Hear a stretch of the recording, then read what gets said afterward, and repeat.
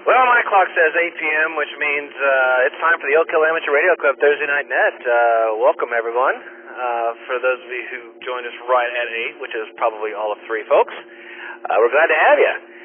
My name is Ray, K5BZI. I will be net control this evening. It is a controlled net, meaning that all stations should refrain from transmitting until designated check-in or comment times.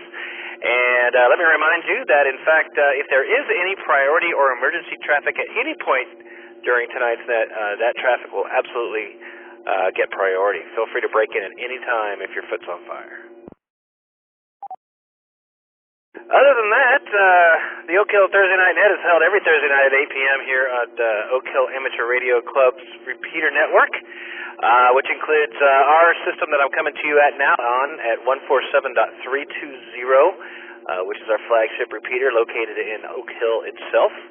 We also are connected to our 440 machine, which is on the UT campus at 441.775. as well as our 2-meter repeater out near Johnson City at 147.250, and all of those 3 repeaters have a tone of 114.8. So if you'd like to participate with us tonight on one of those systems, be sure to set your tone to 114.8. Every week our network is extended. We are typically connected to the KA5D system. So if you'd like to check out that system, go to ka5d.com, or I think it's com, and you'll find out what the frequencies are there. If you'd like to find out what all is connected to us on Thursday nights, you can go to our website at n5oak.org and click on the All-Star tab, and there is typically a bubble chart there. And I have gone there myself, and there, sure enough, there it is. And I'd like to thank everyone who is, in fact, connected tonight. And those include AI5 Alpha. The portapeter is connected to our N50AK hub tonight. As always, we've got the K5TMT system up in Leander at 441.3125. And through Matt's machine, of course, is the KE5RS at 441.6. Looks like tonight we've also got K9MCW simplex node at 428.5 here in Austin. Thank you, sir, for connecting tonight. Looks like we do, in fact, have the KA5D system up. And like I said, you can go check out the frequencies there. And connected through him also tonight is KC2QJA and AI5OS up there in North Austin. Hello, Justin. Good to have you connected. Thank you, sir. And so keep an eye on the bubble chart tonight, because you never know who might jump in throughout the course of the net. And that bubble chart, again, can be found at our website, n5oak.org/allstar. And for those of you who joined us a little late, let me remind you that this is, in fact, the Oak Hill Amateur Radio Club Thursday Night Net. The club's call sign is N5OAK, and my name is Ray. Net control tonight, call sign K5BZI, and I am located down here in South Austin, Texas. If you'd like to follow along with my check-ins tonight, I use NetLogger to log check-ins, and I'm about to create that net. I just looked over there and realized that it had not been created yet. There it is. Download NetLogger. It is a free piece of software you can get at netlogger.org, and install it. Click the big blue button that says Select Net, and look for OHARC Thursday Night Net. And with that, you'll be able to follow along as I check folks in. Let's see what else. Tonight we've got a couple of folks helping out with some things. It looks like we've got Steve, KI5UKF, doing news for us tonight. Thank you, Steve. And maybe, hopefully, if EchoLink holds out, we might have Rick, AI5 Juliet Tango, to do a general class license pool exam question. So if you'd like for that, like to hang around for those, we would love to have you. So the way the agenda typically works is we'll do short time check-ins. Short timers are those folks who like to join us early in the hour who don't have long with us. Maybe they've got to cook dinner or get the kids off to bed or something. Those folks will join us early out in the net because they know we do short time check-ins first. We'll do short time check-ins, and then afterwards we'll go in and we'll do a question from the general class license pool. After which we will do some news and nuggets. And then we'll do club announcements. We'll check in with Rusty, WZ5BBS, our club president, to see what sort of announcements he's got. Probably get a recap on last week's meeting, which would be nice since I wasn't able to attend, and probably maybe even some fox hunt news. If you're new to the club, you may not know, but there's a fox hunt just about every weekend, so we might get some fox hunt news in there. And then finally, when all that's done, we'll get into the open forum portion of the net, the regular check-ins portion. So be sure to stick around if you can for that. That's a good, really, really good opportunity to learn something, share some ideas, share some experiences, ask a question if you've got one pertaining to the hobby. There's a lot of smart folks who join us here every week. There's a whole handful of Elmers, so if you'd always like to get some Elmer glue, come on down to the regular check-ins portion, hang out for it. It's a good time. All right. One more thing. We do have a video channel live on our Discord server. If you'd like to join us on camera, you can join me in the shack. I've got a live stream going now, as well as a couple other folks are on there with us. So come join us on camera if you'd like to. That's our Discord server and the Thursday Night Net Video Net channel. And if you're not a member, if you haven't joined us online with Discord, Discord is an online chat system that we use to keep in touch when we can't be around the radio, or to keep in touch while we're on the radio, which is a lot of fun sometimes. So if if you haven't gotten on the old Discord train, you can do that by going to our website n50ak.org and look for the big purple button on the left-hand side, and click that. And Thursday nights are a good time to do that because there are a lot of system engineers listening in, and you can typically get approved pretty quickly there. So we'd love to have you. If you haven't joined us on Discord, everyone's welcome as long as you've got a call sign, or maybe you're working on a call sign, we'll even let you in. So go check that out if you'd like to. I think that about covers the basis. Let me remind you that this is a controlled net, meaning stations should refrain from transmitting till designated check-in or common times. We do encourage any and all licensed amateur operators to join in on our nets. You don't have to necessarily be a club member, although our club is free to join. And so we'd love to have you, especially if you're new to the hobby, new to the area. Let's see. Without further ado, I'll do a station ID and we'll jump right into short time check-ins. This is the Oak Hill Amateur Radio Club, call sign N50AK. It's our weekly Thursday night net, heard every week here at 8 p.m.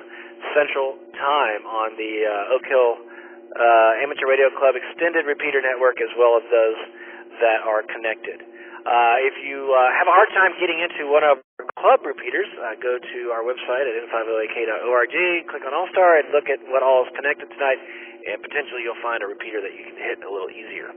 All right, my name is Ray, call sign K5BZI. I am Net Control, and we are going to jump right on into short time check-ins. If you don't have along with us tonight and you'd like to get your name and call sign on our log, this will be the check-in period for you. Give me your name and call sign, and if you have nothing to share with us this week, just tell me no traffic. I'll put your name and call sign on the log, and then I won't follow back up with you. If you don't tell me no traffic, I'll actually follow back up with you and say, hey, how you been, and let you say hi, but then we'll let you go. I won't take any general questions from those of us listening. That is reserved for the regular check-in portion, which happens a little later on in the net. So with that, another good idea, if you're new to the hobby and you're not real familiar with nets and how they work, is to say this is, and then unkey, and listen to see if you're stepping on somebody. So you say this is, and if you don't hear anything, then you give your call sign and name a call sign, and I'll put you on the log. So anyway, that just helps to make sure that you're not stepping on someone. If you unkey and you hear somebody else, let them finish up, and then you can jump back in afterwards. So anyway, you'll hear that happen, and if you're not familiar, you'll get an idea of how that works. And so anyhow, without further ado, if you'd like to check in short time now, come with your name and call sign, please.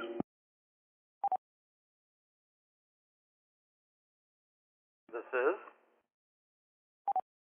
Kilo India 6, Hotel Quebec Tango, Ken in South Austin, no traffic.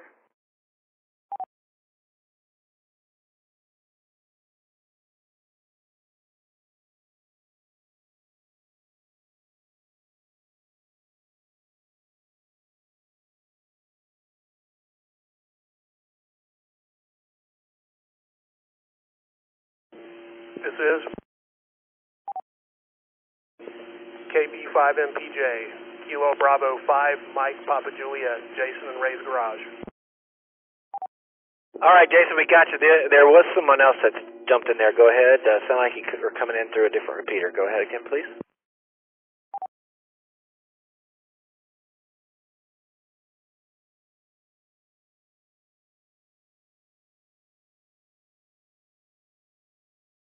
This is KB5MPJ, Kilo Bravo 5, Mike, Papa Juliet, Jason and Ray's garage. We got you on the log there, Jay.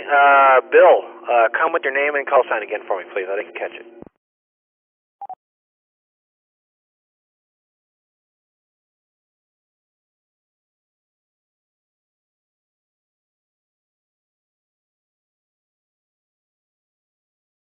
Bill, all I got was the tail end. I got Victor, Juliet, and Buda. What was the prefix?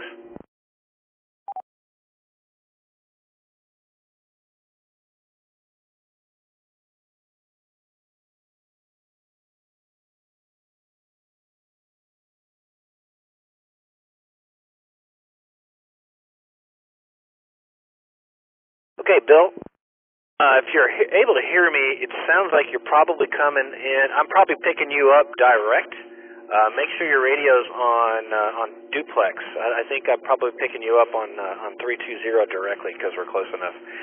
So make sure you're on duplex and that your transmit side is on 147.920. Let's try that again.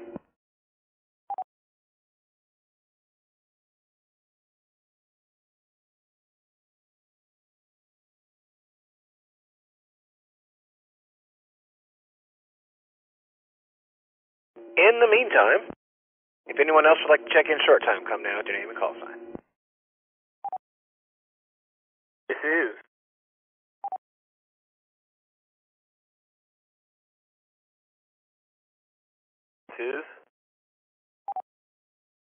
David, Kilo Golf 5, Uniform Bravo Bravo up in North Austin by the UT campus.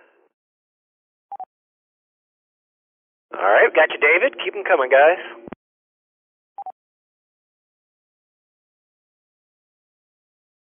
Short timers only. Come now. This is KI5OBD, Scott and Kyle. Hello, Scott. Anybody else short time?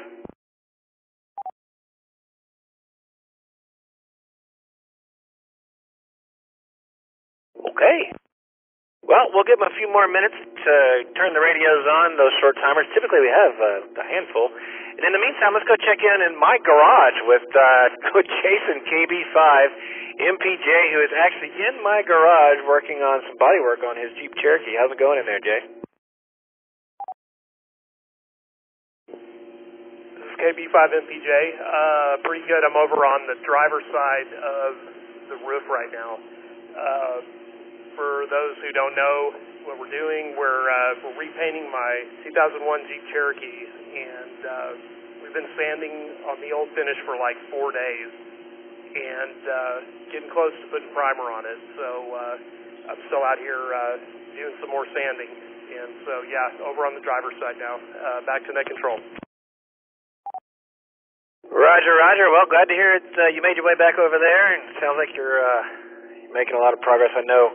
For those of you listening, we have, in fact, been working in my garage on that Jeep Cherokee since Sunday. So it's been a long haul, and it's getting there. It's looking good. I think when we're done, it's going to be well worth the effort. It's going to be a good paint job on that thing. So keep up the good work in there, buddy, and we'll check in with you here in a little bit when that's over. And, of course, feel free to jump on in here and say hi on camera if you need a break. All right, next on my list, on my short time list, is David, KG5, Uniform Bravo Bravo near campus. David, what's going on, man? Nothing much. Thank you, Ray. Just finished up my first final of the year, or this semester, my bad.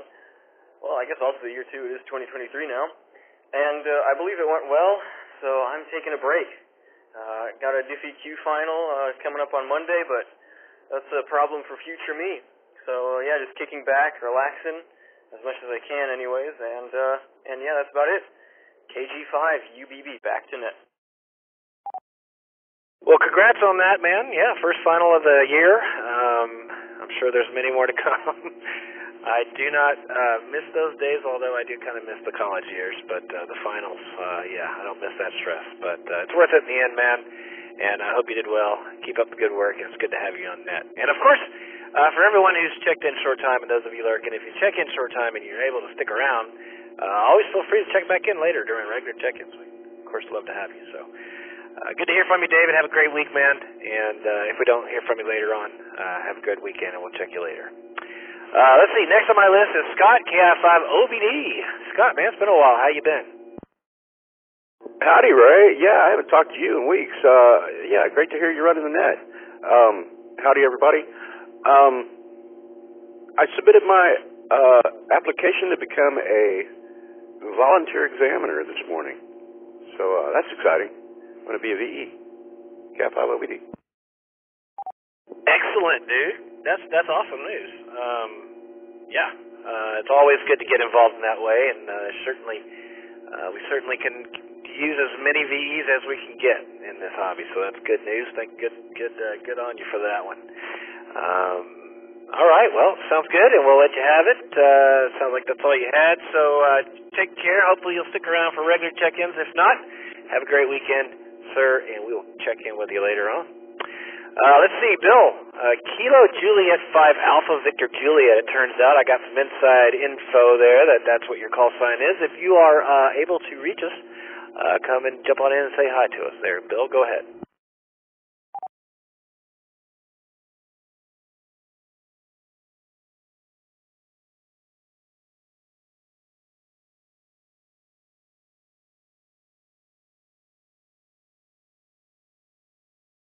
All right. Not hearing anything on this end. When I got him earlier, he was definitely coming direct. He was nice and strong, so maybe he's working on figuring out how to get his radio set up on duplex there, so he can hit the repeater. Bill, feel free to reach out on Discord if you haven't already joined. Go to the website at n5oak.org, and again, sign up there. We'll let you in if you're not already on Discord, and it's a good place to get instructions on how to set that up correctly. So you can join us on the Thursday Night Net channel on Discord, and I promise you within a few minutes we'll have you rocking and rolling on duplex there.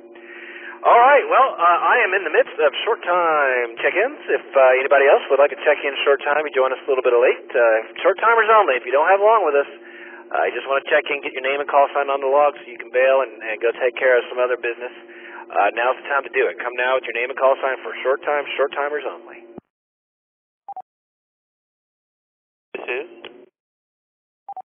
This is Alpha India 5 Hotel Papa, Aaron and Buda with no traffic.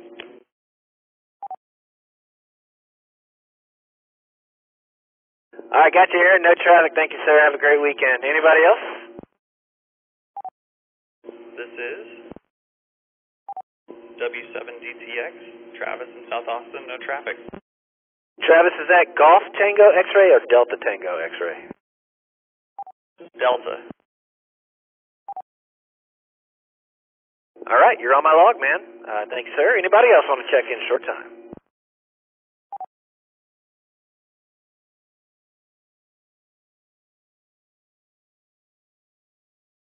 Travis, what's going on with you this week, man? Are you having a good one? Yeah, having a good week. Just actually got a hold of a new FTM 400, so getting that set up and tested and programmed, and it's been a good week. So I appreciate you hosting the net. Over to you. Yeah, roger that, man. It's been a while, and I've been missing it. I've been tied up with work and other personal situations around here, so I haven't been able to host for a while. So it feels good to be back in the saddle again, and almost forgot.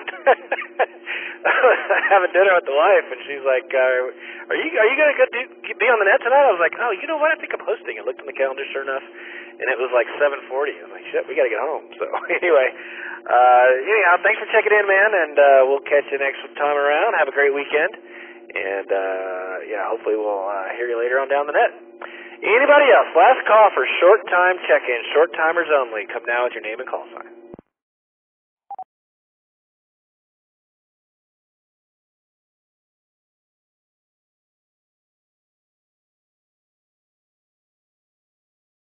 Okay.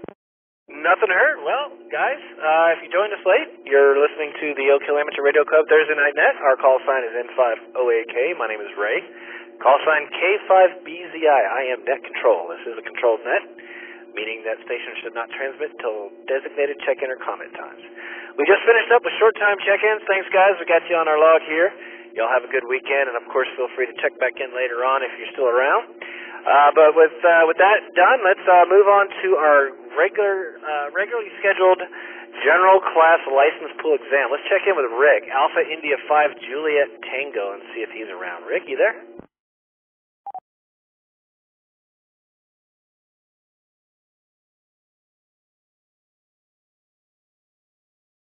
Okay, yeah, Rick was having some issues with Echolink earlier, so I'll go ahead and jump on in there, guys.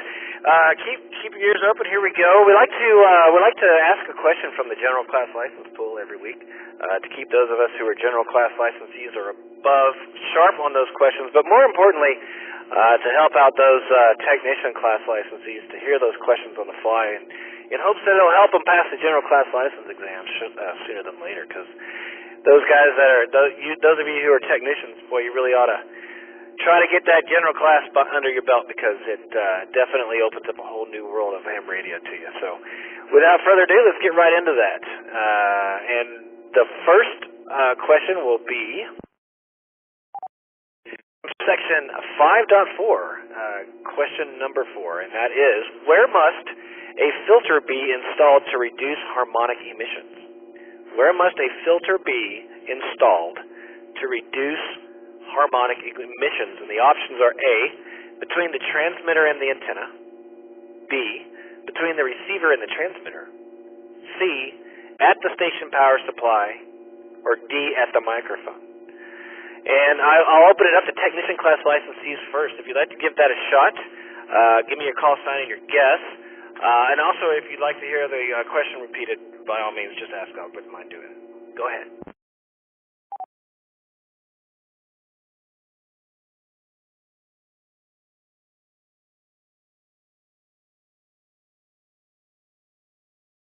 Any technician class licensee you want to give this question a shot, come down with your name and call sign and answer.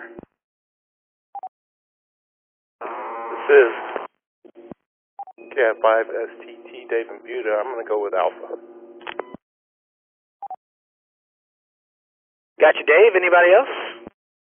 N5SML, the transmitter and antenna.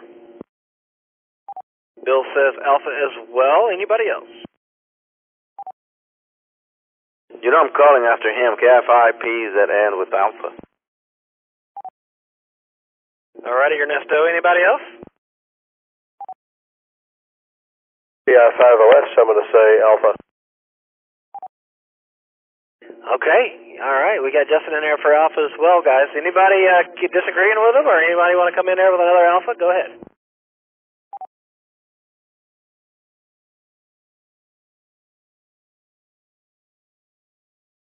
Okay, nothing hurt. The question one more time was, where must a filter be installed to reduce harmonic emissions? And the answer is, in fact, Alpha. It's between the transmitter and the antenna, between the transmitter and the antenna. Great job, guys. Probably gave you enough time to look it up, because I don't know if I would have known that answer. All right, let's go ahead and throw another one at you guys tonight, since we've got some players. What is the normal term for an FCC-issued primary station or operator license grant? The normal term for an FCC-issued primary station operator license grant. Anybody who'd like to give this a chance? The options are A, 5 years, B, life, C, 10 years, or D, 20 years. How long is your license worth? 5 years, A, B for life, C for 10 years, or D for 20 years. Anybody want to give that a shot? Come with your name, with your call sign and answer. This is Justin, AI5OS. Go for it, Justin. Or HRO for that matter. But I've had a lot of success just looking, if you go to the radio itself, usually under accessories, it'll give you it'll show you what the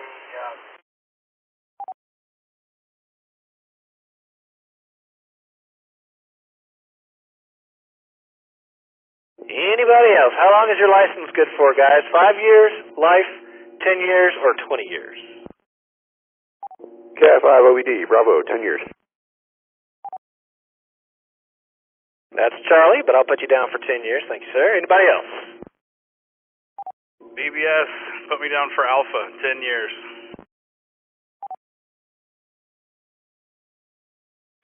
Okay, anybody else? KI5PZS for 10 years, too. All right. Well, I think you guys might be right. It is, in fact, 10 years. The question again reads, what is the normal term for an FCC-issued primary station or operator license grant? And the answer is 10 years. And let me remind you guys, you technician licensees, maybe it's been a while since you took the class, but these answers are, the questions are worded exactly as you hear them on the nets here, but the answers may be in a different order. So just because 10 years was A, B, or C tonight doesn't necessarily mean it's going to be E next time. So good luck, study up, get your general class license, and you'll definitely be glad you did. All right, station ID coming. N5OAK is our call sign. We're the Oak Hill Amateur Radio Club. We're here every Thursday night for a net, this net, and as well as others throughout the week. But this one is held every Thursday night at 8 p.m. on the extended Oak Hill Amateur Radio repeater network, as well as connected systems. And you can find information about all those systems that are connected to us tonight by going to n5oak.org and looking at the All-Star tab. Once again, my name is Ray, call sign K5BZI. I am Net Control, and we just finished up our general class license exam questions, so we're gonna move on to tonight's news. And with news tonight, we've got Steve, KI5UKF, standing by to do news for us. Steve, take it away. Thank you, Ray, and thank you for running the net tonight. Good evening, everyone. Got a couple of stories for you. The first one is from the ARRL news section. The story is titled Annual Armed Forces Day Crossband Test from ARRL, dated April 24th, 2023. The U.S. Department of Defense will host this year's Armed Forces Day AFD Crossband Test on May 13th, 2023. This annual event is open to all licensed amateur radio operators and will not impact any private or public or private communications. For more than 50 years, military and amateur stations have taken part in this event. The AFD Crossband Test is a unique opportunity to test two-way communications between military communicators and radio stations in the amateur radio service, as authorized in 47 Code of Federal Regulations 97.111. These tests provide opportunities and challenges for radio operators to demonstrate individual technical skills in a tightly controlled exercise scenario. Military stations will transmit on selected frequencies and will announce the specific ARS frequencies monitored. All of the times are in Zulu and all frequencies are upper sideband unless otherwise noted. The frequency used for the test will not stray outside the confines of this exercise. A complete list of frequencies, time periods, QSL cards, and other information can be found at DoD Mars Armed Forces Day. AFD is a time of honor. It will be celebrated on Saturday, May 20th, 2023. The first AFD was celebrated with parades, open houses, receptions, and air shows.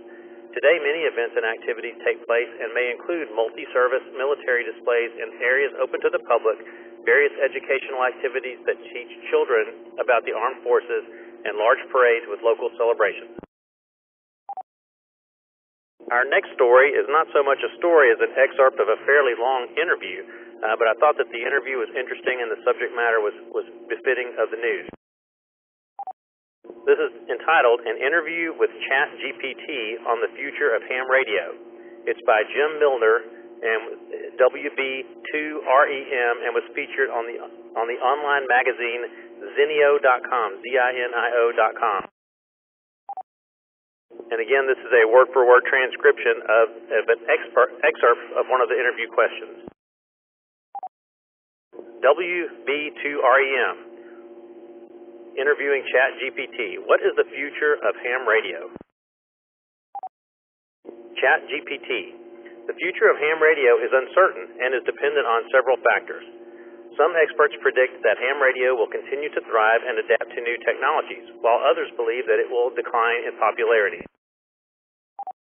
On the positive side, ham radio has a long history of resilience and adaptation. Ham radio operators have been able to maintain a strong community despite changes in technology, and many operators have embraced new modes of communication, such as digital, voice, and data modes. This has allowed the hobby to remain relevant and appealing to a new generation of enthusiasts. Additionally, ham radio is often seen as a backup means of communication in times of emergencies and disasters when traditional communication methods may be unavailable. This means that ham radio will likely continue to be a valuable resource for public safety organizations, amateur radio clubs, and individual operators. On the negative side, ham radio faces competition from other forms of communication, such as the internet and mobile phones. The younger generation is also seen as less interested in the hobby, which could lead to a decline in the number of amateur radio operators. Overall, the future of ham radio will depend on the hobby's ability to remain relevant and appealing to a new generation of enthusiasts and to adapt to new technologies and trends. Whether ham radio will thrive or decline in the future will depend on the actions of ham radio operators, amateur radio organizations, and government agencies that regulate the hobby. And that's all the news for tonight. KI5 UKF, back to you, Net Control. All right, Steve, good stuff. I enjoyed both of those stories, and especially the second one. And I have to assume that there's probably maybe even a few hams listening tonight who aren't familiar with ChatGPT. ChatGPT is, in fact, an AI, an artificial intelligence that has been released somewhat recently and is able to generate content, generate text. And so this ham asked an artificial intelligence this question, and that Steve read off for us is what its answer was. And so, it's one of those chilling new things. Robotics and computers and artificial intelligence have really gotten to a point where it almost makes me uneasy. But, I have to, it is what it is. It's not going away. The cat's been let out of that proverbial bag, and you can never put that toothpaste back in the tube, so I might as well get used to it. So let's see if there's anybody who has any questions or comments about Steve's news reports tonight. If you have any questions, comments, or insights for us about tonight's news, come now with your name and call sign. N5SMO. Go ahead, Bill. I'm just kind of surprised there was no mention of competition for spectrum from commercial services. Interesting. Yeah, interesting point. Anybody else?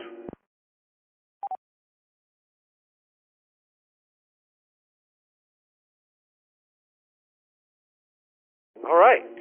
I would just like to, in my personal opinion, from what I have seen in real-world experiences, that I think that ChatGPT was wrong about younger folks' interest in the hobby. It seems like we're getting an awful lot of those as of late, if not even more than maybe 10, 20 years ago. So I think that's a positive sign. All right. Well, thanks again, Steve. Good stuff. You are listening to the Oak Hill Thursday Night Net. Our amateur radio club call sign is N508K. My name is Ray. Call sign K5BZI. I am Net Control.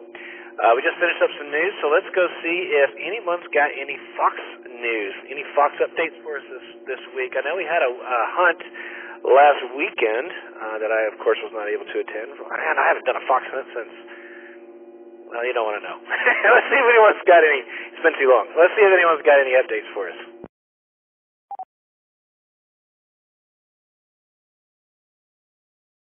Would anyone like to give us an update on activities? Around N5LX.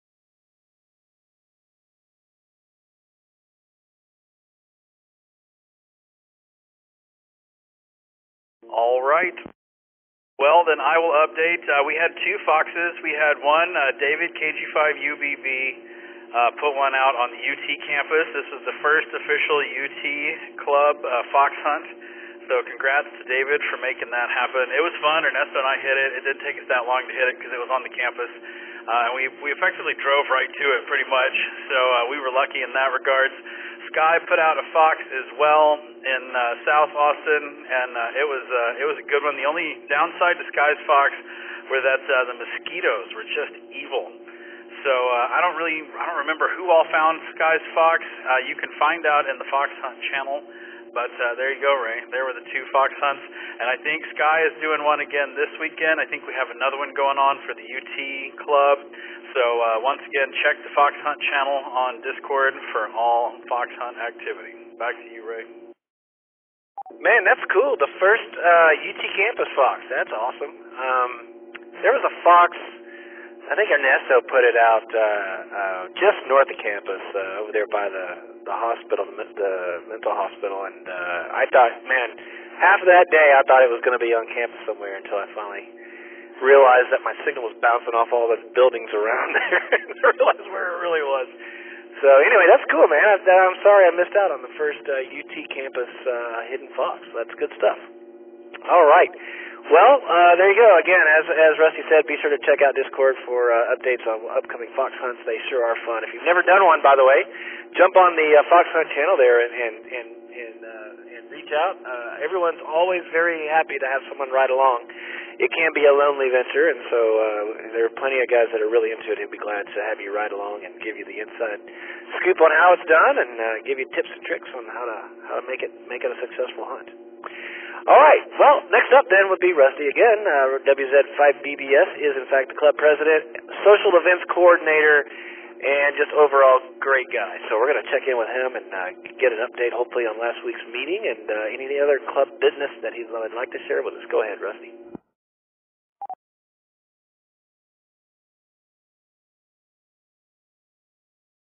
Yeah, man, we missed you at the meeting, but I know where you were, and good on you and Jason for making that happen. So the meeting was fun. I think we had like 35 people show up.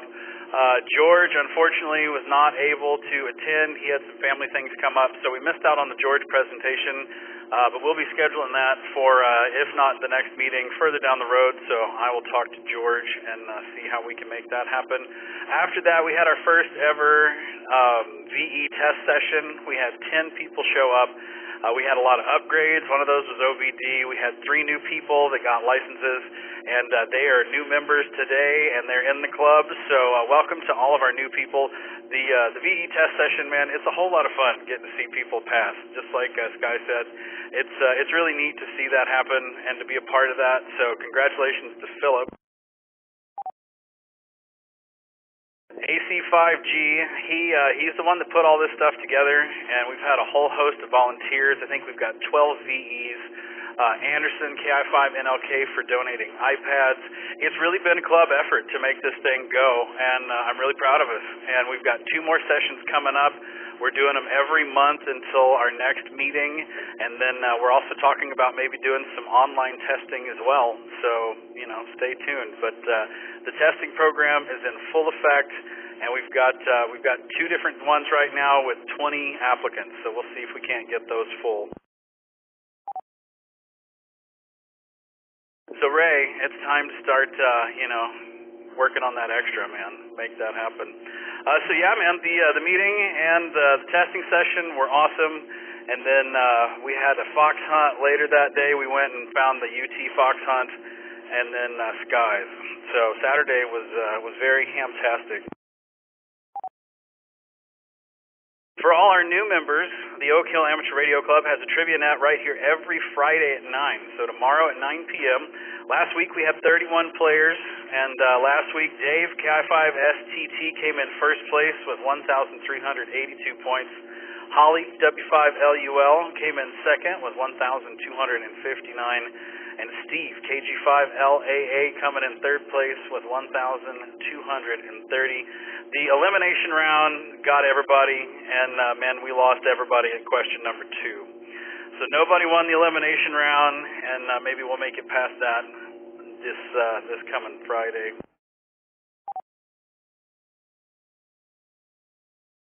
As far as player rankings go, Alan KB5VKP is in the number 1 spot. Aaron, AI5HP coming in second, and Kent, KI5RVT, the trivia robot, is in third place in overall rankings. Anybody can play. You don't need, all you need is a smartphone, a tablet, or a computer. We got the bingo starting at 8:30, so you have something to do while you're hanging out waiting for the net to begin.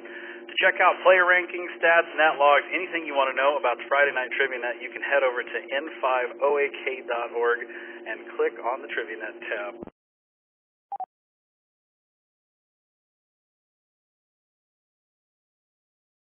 I also forgot to mention at the meeting, we are also looking for new board members. We have an open spot for vice president and an open spot for secretary.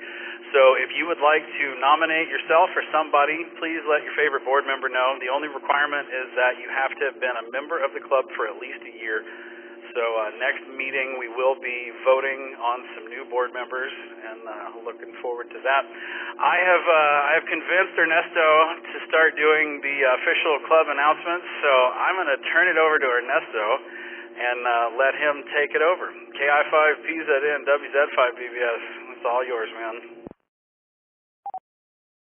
All right, Rusty and Ray, thank you for running the net. This is KI5PZN, and before I start blabbering here around the business club, the official business club, Bill, KJ5AVJ, is the guy who was trying to check into the net and the one that Ray was trying to help out. He posted on the Thursday Night Net channel that he needs some help with the configuring that HD that he is working on. So if one of you guys could go into the Thursday Night Net channel and help out Bill, KJ5AVJ. He just got tested last Saturday, by the way. Congratulations. So that will be really dope. So that's on the Thursday Night Net channel, guys. All right, let me reset. In official club business, we have 4 new members since last week's net. We want to welcome Karen, KI5ZPA. She also got her general on Saturday, so congratulations on that, and welcome to the club as well. Stuart, WX5W, welcome to the club. Travis, KJ5AVR, also tested on Saturday, congratulations. And Bill, KJ5AVJ, also tested on Saturday. Congratulations, guys, and welcome to the club. A quick reminder, we have now N5OAK gear on our website, so go to n5oak.org and look for the N5OAK gear tab.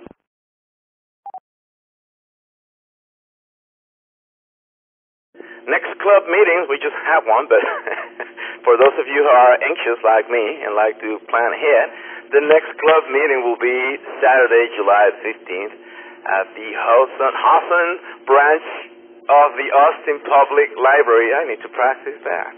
Located on the corner of Exposition Boulevard and Bowman Avenue. Check out the website or the meeting channel on Discord for detail.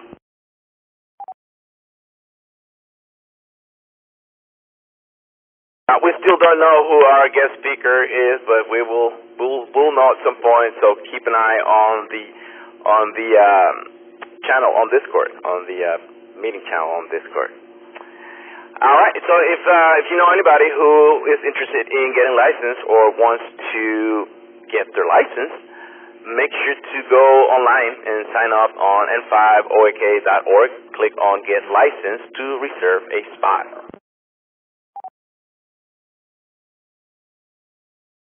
I think Rusty mentioned I think he mentioned the Foxes last week.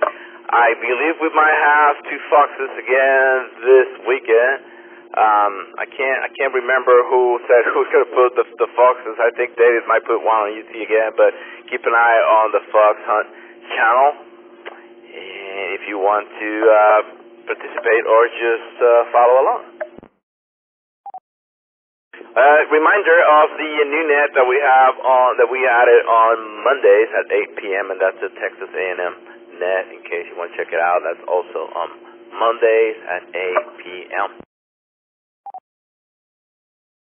The DMR repeater now have nets throughout the week, so check that out on m5oak.org for all the details on the DMR repeater and net schedules. The calendar is the easiest way to stay up to date. So subscribe to the official club calendar. Head over to m5oak.org and click on the calendar tab to make it happen. If you have any photos of QSL card and you would like to share it on the website, head over to the comment box on the Discord channel and submit them there. A few things happening in the next month. On May the 6th, we'll have a swap meet on Manor. That's the Austin Amateur Radio Club having that, and there's going to be a lunch after that. Also on May the 6th, we'll have a photo activation on McKinney Falls. I know Sam, I can't remember your new call now, W0ST, I think. I might have butchered there, but Sam is going to be doing a photo activation, and folks are welcome to join in and learn how that is done if you are interested in doing that. Also, on May the 19th, we'll have a Johnson City Fox Hunt, and on the 20th, the following day, we'll have a Johnson City Lunch, so keep that in mind if you are looking for something to do. That's the 19th and the 20th. And just a reminder for the Summer Field Day, it's June the 23rd, for those of you who are planning on that. And that's about it for the official club business. So, by the way, Ray, that was, I think, my very first fox that I hit, and that's about a year, almost 2 years ago, so you need to get out and do more fox hunting. All right, back to Net Control.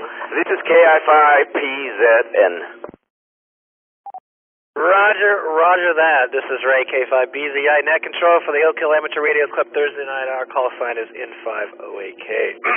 That wasn't my last fox hunt. It just was one that one of the first, actually. Probably, yeah, that was a good one. I actually almost found it. I got right up on it and just didn't have the equipment necessary. Once I got too close, I was out of luck. But anyway, my equipment has gotten better since, and that's just kind of how that goes.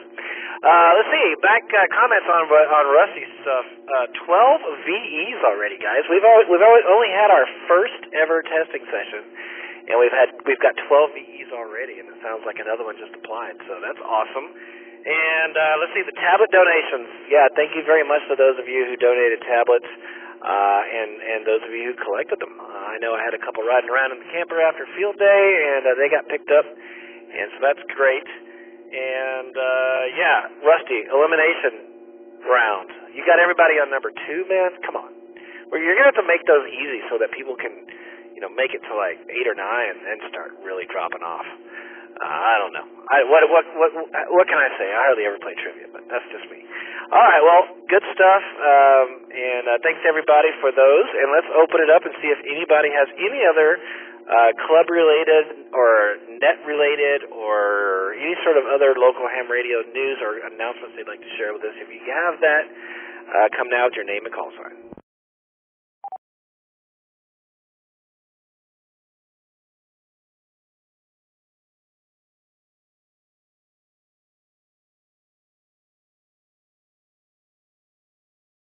Okay, nothing heard. Do not forget, in fact, if you joined us late, that this is in fact the Oak Hill Amateur Radio Club's Thursday Night Net. If there is any emergency or priority traffic at any point during this net, please do break in. We will absolutely give you priority.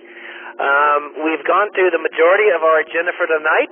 Had a lot of great information, good news. Thanks to everybody who contributed. And now it's time to get right on into the regular check-ins portion. The regular check-ins portion of the net is the open forum section, whereby we have the ability to interact with each other. We're going to take a list of people who'd like to check in, and then once I have that list down, I'm going to go to the top of the list and call on everyone one at a time, and that'll give you the opportunity to bring up a topic you'd like to discuss or just to brag about. If you just recently bought some new gear and you want to brag about it, if you're looking to shop for some gear, maybe you want some advice on what's good and what's not, or at least considered not. You can get some advice there. Maybe you're building a project and you're stuck on something. You need some technical advice. Promise you're going to get an answer here. Don't forget that you don't have to be a club member. We just ask that you are, in fact, a licensed amateur radio operator. Be sure to keep the conversation clean and appropriate. Just try to keep politics and religion out of it. This is a fun weekly get together. It's a laid back club, and let's keep it friendly for those who are new or new to the hobby, new to the area, new to the frequency. Yeah, I think that about says it all. So I'm going to start now. By the way, let me remind you, if you'd like to follow along as I check folks in, I do use NetLogger, which is an online logging system, and you can follow along as I check folks in by downloading and installing NetLogger at netlogger.org, I think it is, or com, I don't remember.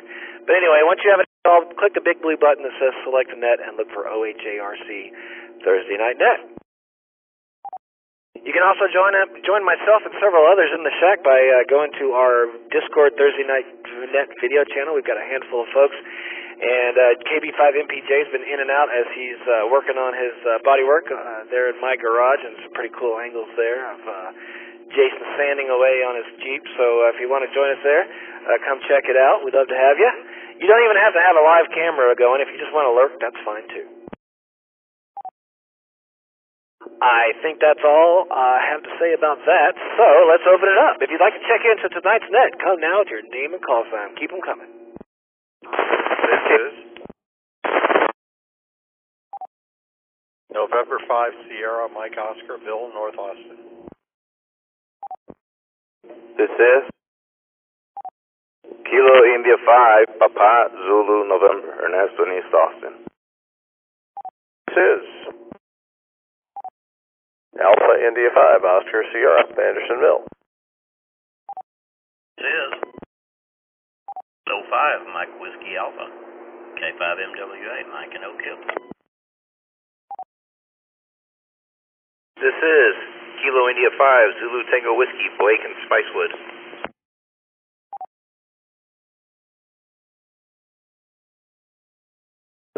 This is Kilo India 5 Uniform Kilo Foxtrot Steve in Dripping Spring. This is Kilo India 5 Zulu India Echo John, North Austin.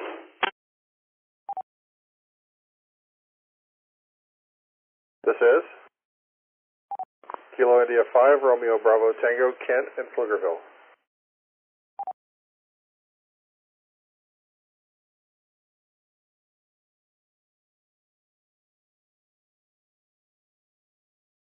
That was a good run. Yes. Kilo India 5 Foxtrot Tango Yankee Lou in North Austin.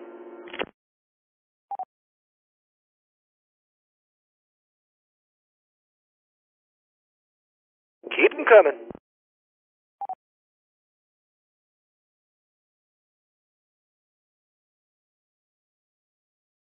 All right. Well, if you didn't get in on that round, I will absolutely do another round.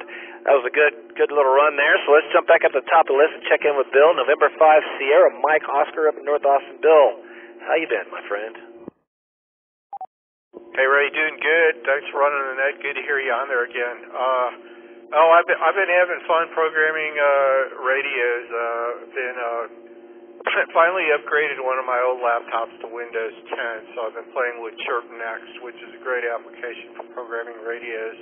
If you want to be able to port stuff over from different brand radios, and they made some really nice improvements over the old Chirp as far as tying it in, where it's like a spreadsheet with multiple tabs, and you can like go to Repeater Book and do a search and like pull in Fusion repeaters or pull in D-Star repeaters from a state. Puts it all in a spreadsheet, and then the tab next over, and you can copy and paste it in. They have standard like configs for marine and for railroad and FRS, CMRS, MURS. It'll go to Radio Reference, and if you have an account there, you can download from Radio Reference and pull that into a spreadsheet if you want to like look up a city like Austin and get all the analog stuff, as well as the talk groups for the DMR stuff too. That's there as well. But it's a really slick program, and so I kind of built up like a master config, like the dream config, and then I've been cut bits and pieces from that and putting in all the different HTs that I have. So yeah, fun times and that, and getting my DMR radio reconfigured to do some more stuff than what the very basic stuff I've had it for years. But anyway, that's it for me, just doing the programming thing. Back to Ray, K5BZI, and the rest of the net from N5SMO. Dang, sounds like that old chirp software has really come around. That's pretty awesome. Sounds really, really powerful. Is that freeware? They asked for a donation, so I think they're like they're partnered now with Radio Reference, it seems like, which is a great site for finding radio stuff. For anyone that has a FT5 HT, the FT3 image in Chirp Next works perfectly fine on the FT5 too. All right, good to know, man. Yeah, sounds like a worthy program and definitely worthy of a donation. I'll have to check it out myself. Let's see if anybody has anything for you this week. Guys, we've got Bill here, N5SMO, playing programmer on his new year and wrapping his head around Windows 10. If you'd like to stop in and say hi to Bill, come now with your name and call sign.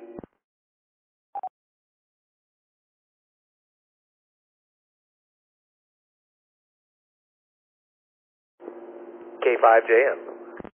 Go ahead, Sam. Hey, Bill, it's good to hear you pop up on the local DMR talk group there, and hear you getting back into the DMR stuff. And can you just quickly refresh me what you said? I missed part of it at the beginning there.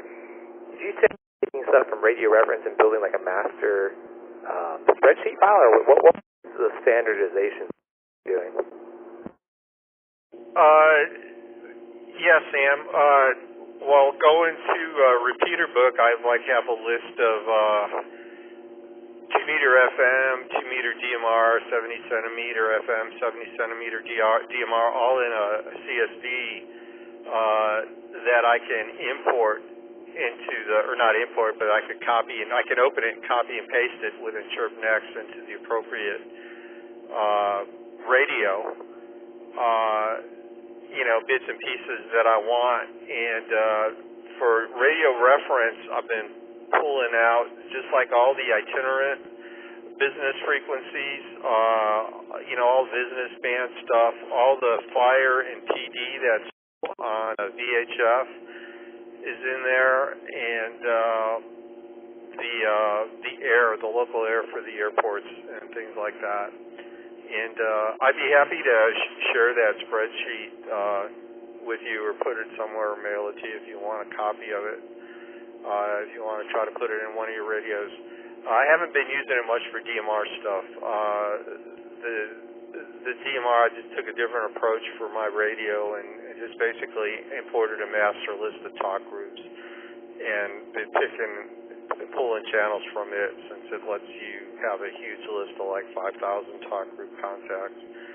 And been doing more stuff on the fly with dynamic talk groups. That's it. Back to Net. Hope that answered your question, Sam, at N5SMO.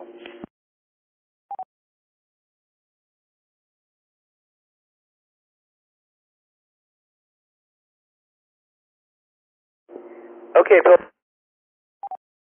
I'd be curious to pick out some of those general coverage frequencies. Just I'm building, as Rod would say, a Studio B, since I work from home most days, and have a DMR/analog tri-band rig in there, and building a new set of frequencies. So it'd be kind of cool to have some general coverage stuff. So thanks for that. I'll reach out to you later and understand on the DMR thing. That's separate. Back to Net Control, K5JM. All right. Boy, I hope Rod's doing good in Studio C now. Studio H. All right. Let's see. Anybody else have anything for Bill tonight? N5SMO's with us.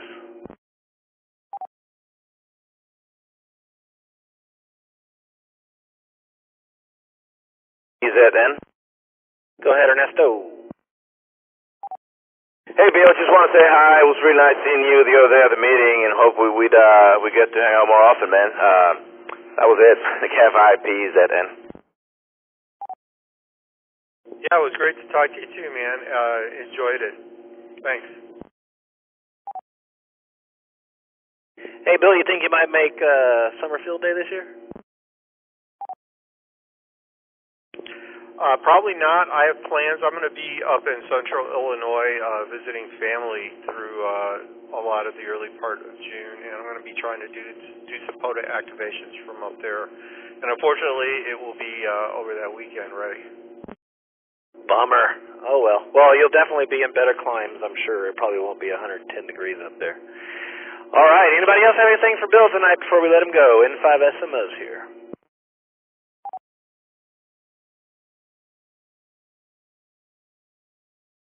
All right, Bill. Well, thanks for checking in, sir. It's good to talk to you again, and you have a great weekend. And tell the YL I said hello, and y'all take care. All right, next on my list is Ernesto, Kilo India 5, Papa Zulu, November. Ernesto, what's going on, buddy? KFI-PZN. Hey, Ray, thanks again for running the net. Hello, I just want to say hi to everybody and jump in before all of those check-ins stack up and you guys keep going until like 2 in the morning. So I wanted to get into the first shift. Let's see. Great meeting last weekend, and still want to mention that the VE testing. Did you miss that? That was pretty amazing what Philip put together with those tablets. A thing of beauty, and the guys were getting their call signs, I think, by Monday or Tuesday, like super quickly. So that happened, and that was really awesome. I'm glad that is an option. I also help with the traditional VE testing, and it's from, you know, day and night, the difference. Let me reset. And we're just hoping to do some fox hunting over the weekend. Give a reminder to guys who get up early in the morning. Breakfast on Waterloo on Burnett Road, just south of 183. That's on Saturday. We get there like around 8 a.m. Then after that, we usually go out and do fox hunting. And let's see, that was it. I think and the weekend wind down net on Sunday night. So I'll be running the net in case you guys are looking for troubles. You can come in and say hi. That's it. Back to net control. This is KI5PZN. Well, he'll be running the weekend wind down net along with KI5SYX. And man, you're brave for not sharing the fame there with Maria there, buddy. I'm gonna have to tattletale on you. All right, man. Well, anyhow, yeah, you know, the VE thing, man. It's amazing how quick the FCC is processing those applications, man. You really got to hand it to them. You know, I mean, that's got to be new, right? I mean, I think when I got my last call sign change, it probably took a week at least, maybe 2. So I'm really proud of those guys up there in that government office for turning that stuff around. That's pretty great. All right, guys, we got Ernesto's here, KI5PZN. If you'd like to come say hi to Ernesto, come down with your name and call.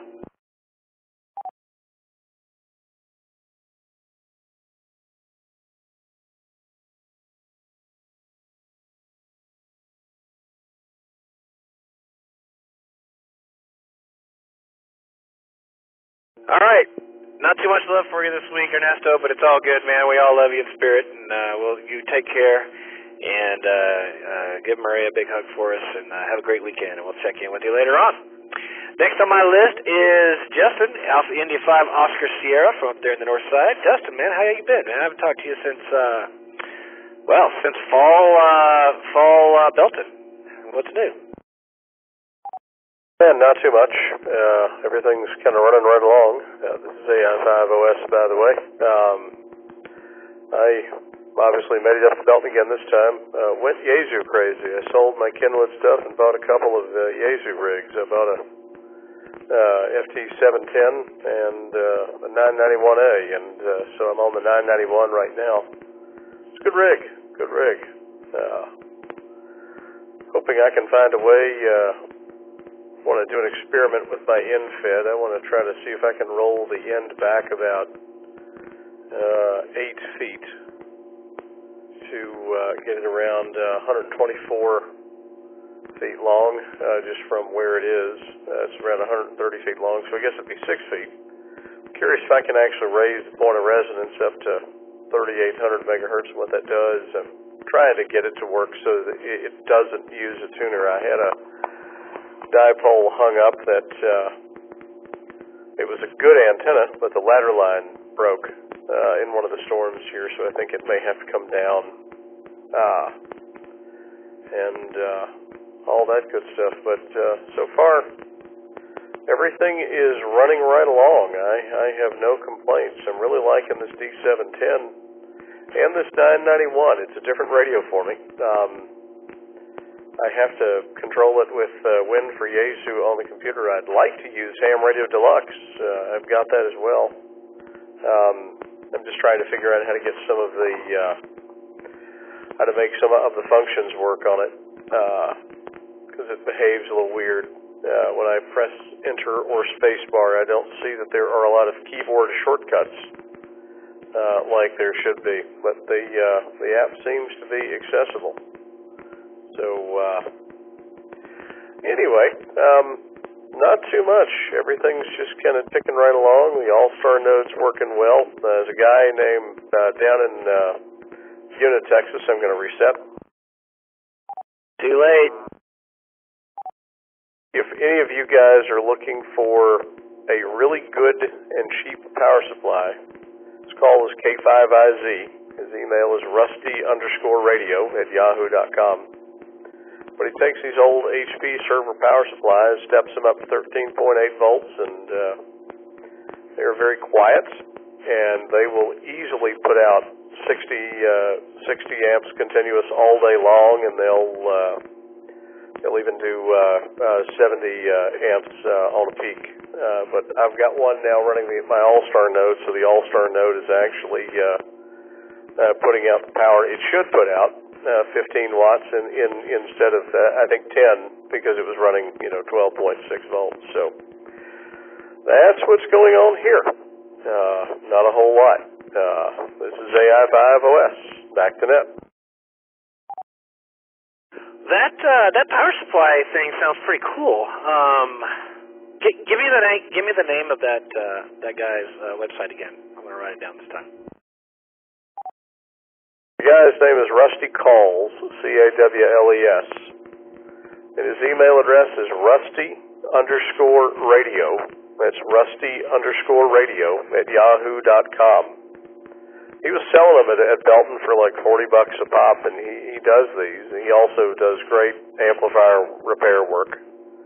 And yeah, just send him an email, tell him I sent you. I bought 2 of them. And they're definitely, worst case, they're great to have in a Go box, right? I mean, because they're the perfect size for a Go box, and they're very quiet. Because I've got enough gear in here to, I'd hear it, and I'm not hearing anything from this power supply at all. Yeah, right on. Well, we got it, man. I wrote it down. Rusty put it in Discord there, and thanks for sharing. That's cool. Good price on a good, quiet power supply, and sounds like he does amp repair too. So that's always a good source to have. If you don't want to kill yourself, let somebody else do it for you. So that's perfect, man. Well, thank you so much for that info. And by the way, you timed out the repeater. Your timing is a little bit long there, man. You did let it drop, but it was a little late. So I got to pick on you a little bit for that. I love it when people time out the repeater. It makes me laugh. But the 991 sounded really good, dude. Congrats on the new gear, and sounds like you had fun out there at Belton. I was not able to attend the spring one this year, unfortunately. So, but I will certainly likely be at the fall one. So anyway, all right. Well, let's open it up and see if anyone's got any questions, comments, or other cool stuff for you. Maybe they just want to say hi, guys. We've got Justin here, AI5OS, with us. If you'd like to jump in there, come now with your name and call sign.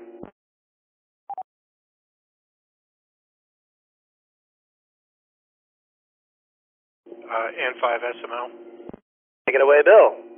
Yeah, I just wanted to second what he said about those power supplies. I've been using one since 2016, and I've been like running CW on one radio and Digi on another one on a different band at the same time off of it, and 100 watts on each, and no issues whatsoever. They're good stuff, and they don't get real hot either. And 5SML. Did you get one from Rusty, Bill? Yes, I bought it at Belton back in, I think it was late 2016 or early 2017. Okay, so you got them from Rusty, yeah. So no, they're well worth it. That is definitely something worth having in the Go Box. I don't think this thing's going to go out anytime soon. And everything. So we'll have to see what happens.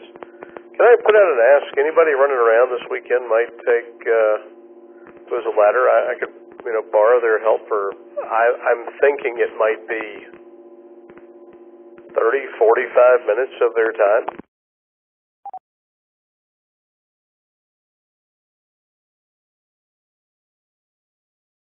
Anybody going to be up in the northern part of town tonight, this weekend, running around? Could drop by Justin's place with a ladder for 45 minutes or so? Anybody out there?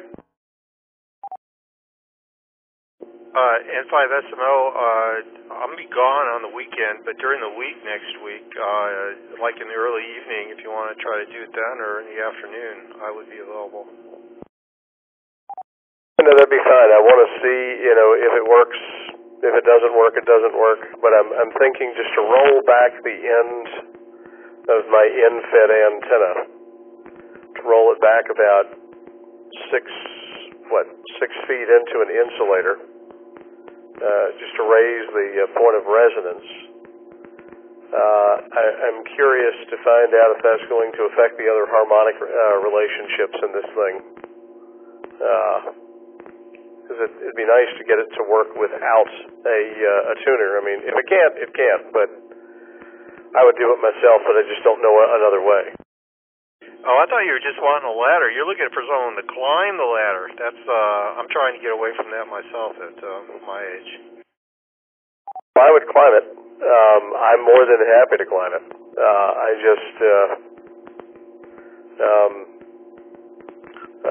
I get, the problem is I get yelled at if I try to do these sorts of things.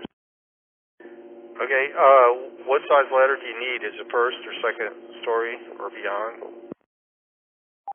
I think it probably need to go up about 20 feet. Okay, I don't have one that'll do that. I have an extension ladder, but the max reach on it is going to be about 15 feet, and you really can't stand on the top rung of it. You need to stand 2 or 3 rungs down on it. So the one I have will not be long enough. Okay, gotcha. No, that makes sense. Try it and see, maybe it misjudge the distance, but just wanted to throw that out there. I know it's a 15-footer. Gotcha. Okay, I understand that.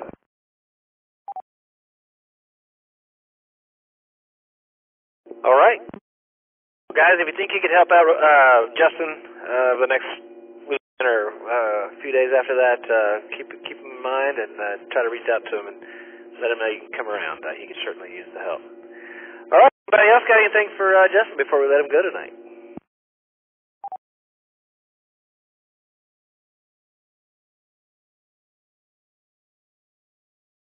Okay, Justin. Well, have a great weekend, man. Good luck with that antenna project, and let's get you fixed up over there. All right, don't forget, guys, you're listening to the Oak Hill Amateur Radio Club Thursday Night Net. N50AK is our call sign. My name's Ray, call sign K5BZI. I am net control for the evening. Don't forget, you can jump over on Discord video, the Thursday Night Net video channel, where you can join myself and several others, including a blurry Mark NE5P. If you'd like to come hang out with us in the chat, come on over to the videos channel. All right, next on my list is one of those guys that's here on video with us, Mike K5MWA. Hello, my friend. How are you today? Doing well. It's good to be back on the radio. I've been off for a couple of weeks or so.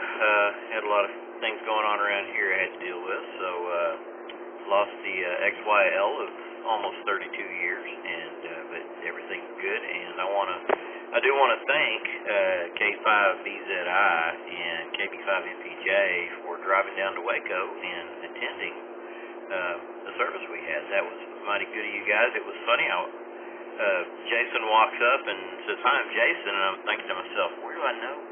Do I know you?" I mean, it's like, and then he said his call sign, and I went, "Oh, okay," because I've never actually seen him in person. I've only talked to him on the radio. Anyway, that's what's been up with me, so hopefully I'll be getting back on and spending more time on radio, and maybe even more time on radio. Back to Net. Yeah, Roger, it was our pleasure to make our way up there for the service. It was a beautiful service, fantastic, beautiful cemetery place there. Guys, a lot of history, family, personal history for Mike there in that cemetery. It was really, really awesome to see and hear the stories. And you know, not the best situation, but she had been ill for a while, and so in the end, it was for the best. So our thoughts and prayers are with you, Mike, and it was a great opportunity to come to the service there, and it was really nice. So let us know if you need anything, and you know, we're right up the street, and we'll make sure and keep in touch with you as the weeks go by. Guys, we got Mike here, K5MWA is with us tonight. If you'd like to come say hi, come now with your name and call sign.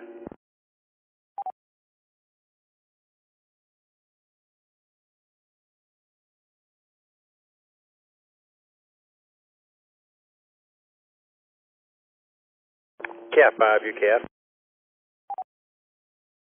Go ahead, Steve. Hey, Mike, I've always enjoyed seeing you on video here. I don't know if we've ever had the chance to meet in person, but anyway, sorry for your loss, and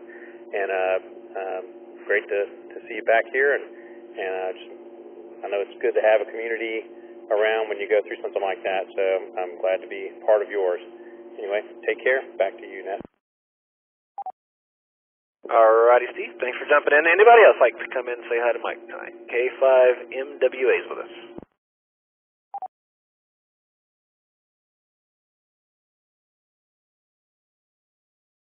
K5PZN. Ernesto.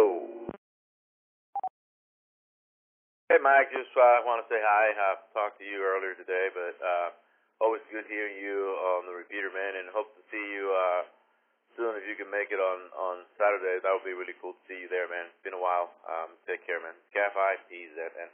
Oh, and you got my number. Roger that. Thank you so much, Ernesto. And yeah, Mike, it's good to hear you. Good to have you back. Sounds like your antenna's connected again. We were really surprised to not hear you on Tuesday night, so we'll hear you on Tuesday now. And I hope you get all your stuff squared away there at the house. We were expecting Mike on, and he was like, "Yeah, well, my antenna was disconnected for storm reasons, and I was afraid if I connected it back, I might not get anything done around the house." So that's understandable. Anybody else have anything? Oh, he looks like he wants to say. Go ahead, Mike. What's up? I love that lady, but woman.kept.everything. I've been shredding for 3 days. Right on. Anybody else have anything for Mike tonight?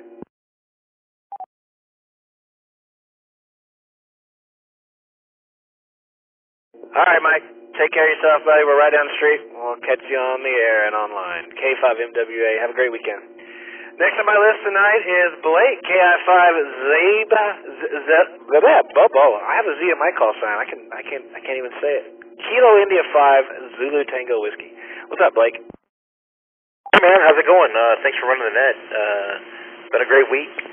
Been busy. I finally got all the parts for my dipole, and the missing piece was trimming tons of off branches on a tree that I'm putting the center mast on, and so I've worked on that for a couple hours today, and I'm about got there. Let me let it reset. So So I hope to have that thing up and running by Saturday afternoon, and I can finally take my vertical down or leave it up as a standby, either way. But anyway, I went to the meeting Saturday. It was great to meet everybody, and I dove headfirst into the DMR world this week, and it's a completely different world than VHF and HF. But I'm learning, and Bill's been helping me, and other than that, that's about it.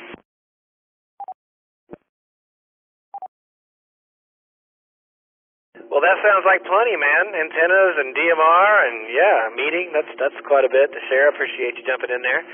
I have a little park behind my house, and so I utilize the extra space with my 80-meter dipole.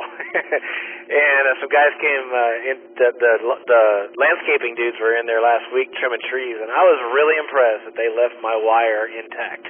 They trimmed all around it and didn't touch it. I was really, I figured I'd go out there and just find it cut and hanging from the tree, but no, they actually trimmed around it. I was impressed. So, but anyway, good luck with that, and be careful trimming trees. These guys just hang from ropes like monkeys when they're back there. But anyway, I would definitely keep the vertical up. You never know, when you need to switch over. But anyway, that's just my personal opinion. Let's see if anyone's got anything for you. KI5Z Tango Whiskey's here. Blake's with us, guys, if you'd like to go jump in and say hi.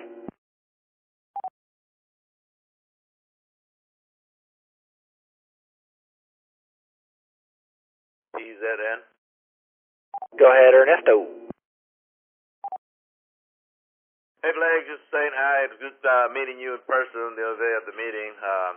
Well, hopefully we'll get to hang out again soon, too, man. That's about it.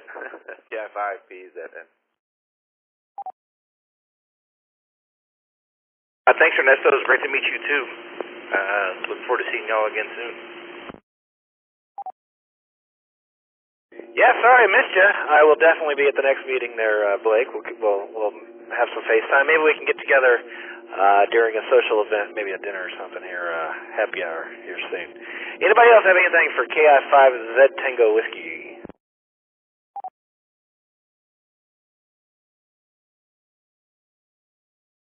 I think I know what it is. I'm so used to there being a letter before my Z, K5BZI, right?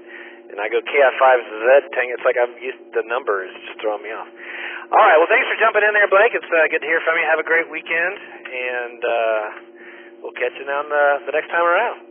Next on my list is Steve, KI5UKF. Steve, it got dark on you, man. I can barely see you on the video anymore. Hey, Ray, thanks. Thanks again for running the net. Not a whole lot going on here. This is a real busy season at work, but luckily I think we're almost done with the legislative session ends here in a few weeks. It seems like my sine wave on DX and the bands has been the opposite of when propagation has been good. My cycle is I'll hear about a night when I'm not on the radio that everybody, the bands are all open, and then the next night I'll go out and then the bands are all dead, and then the sine wave just repeats itself, but mine's an inverted sine wave from the actual propagation sine wave. So anyway, that kind of sucks because I really miss going out and just setting up and doing a little DX, and there really hasn't been a whole lot of luck here lately on that.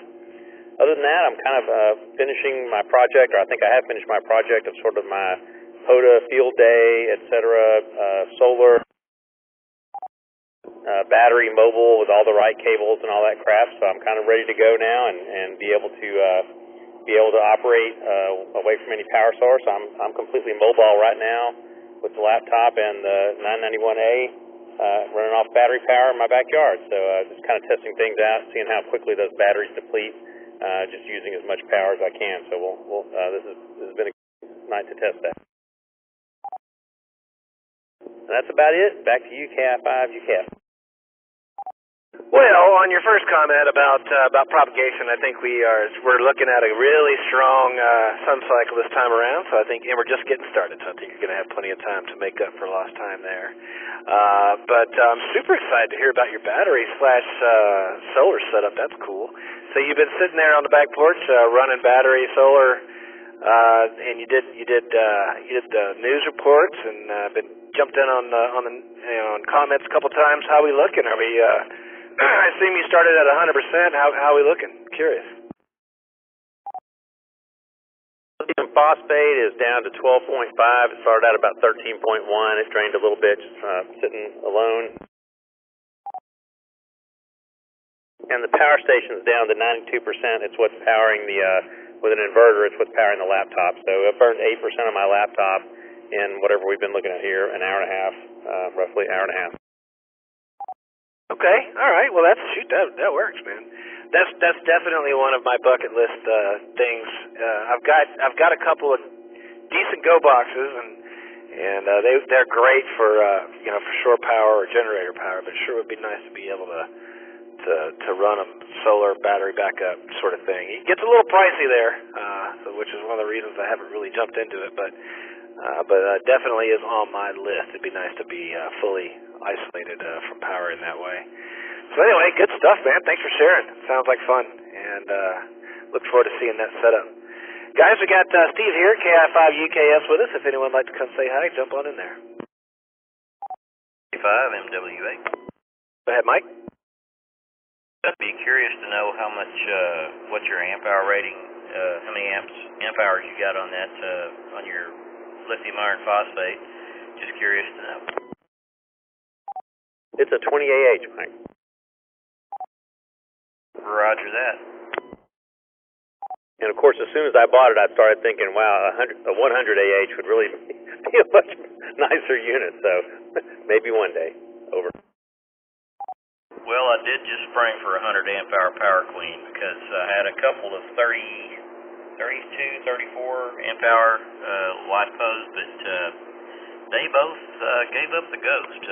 One thing I've noticed about the smaller batteries is they are the multiple round cells that are all have the welded strips inside of them, and it's I think just it's a nightmare for the battery management systems on those to keep those things balanced right.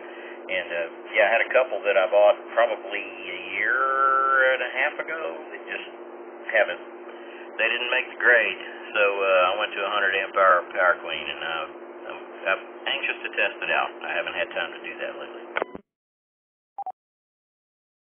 Wow, that would be upsetting because I guess the way they advertise those things, it's like 5,000 power charge cycles or whatever, which I think is probably longer than I will live. So that would be unfortunate to have the battery die on me in a year. So hopefully I have better luck. But thanks for that input. Over. Roger that. I'm done back to Ned. All right. Anybody else have anything for Steve tonight?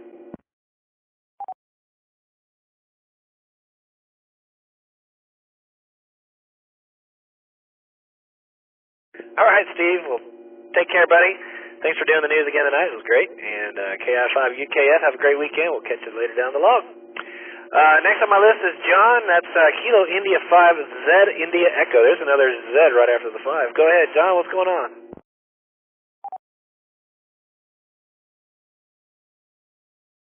Hey, it's KI5ZIE. Well, a couple of things. First of all, what was I going to say?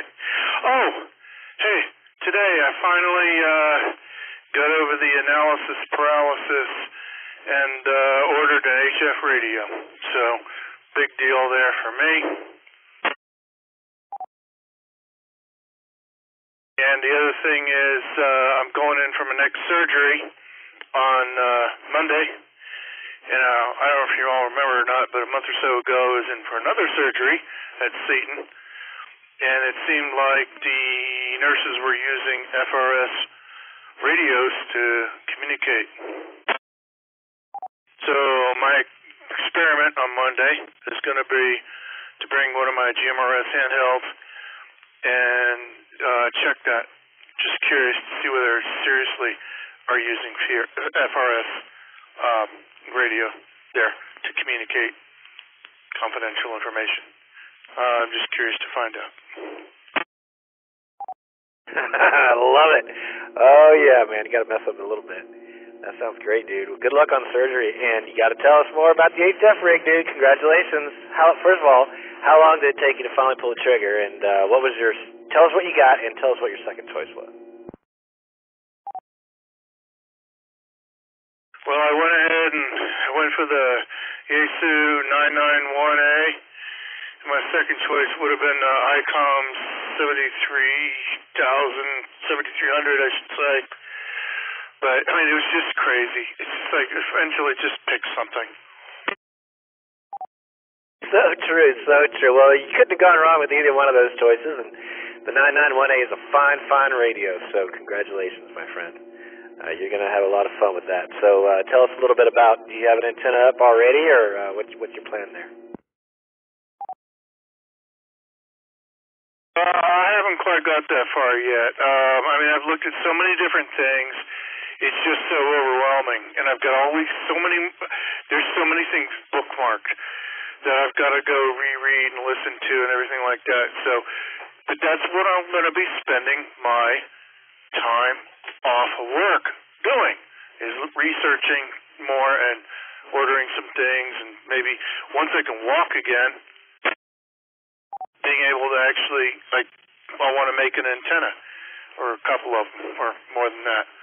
So, it's all looking up, Just that, man. And, yeah, you're going to have a lot of fun building antennas. For me, when I first got into HF, that was my biggest joy, was building antennas. It's so much fun, so rewarding. It's easy enough to do. There's plenty of research, plenty of information out there, and obviously plenty of help, too, if you want to build antennas. Guys love doing it. So good luck, man. You're going to have a ball with it, so good luck. All right, guys, we got John here, KI5ZIE, and he just bought a radio. Come say hi.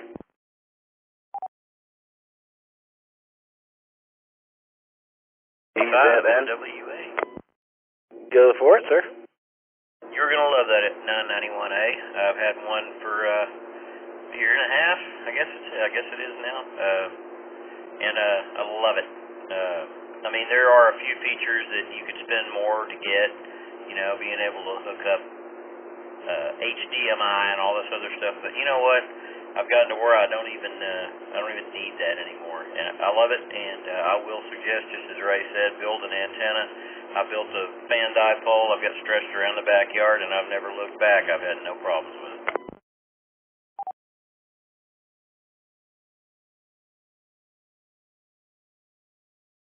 All right.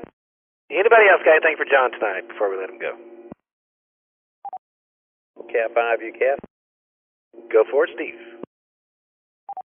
Another vote and a thumbs up on the 991A. That's what I finally bought, kind of ham radio in the box, you know, for the most part, and I really enjoyed mine. There is a channel on the Discord for the 991 specifically for the radio club, and lots of good information in there.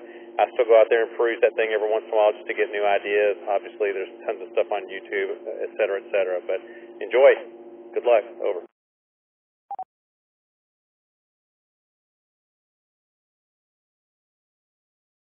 Really good point on the Discord channel. That's right. I forgot there was a 991 channel on there. Thanks for bringing that up, Steve. Anybody else got anything for him tonight? KI5ZIE is here.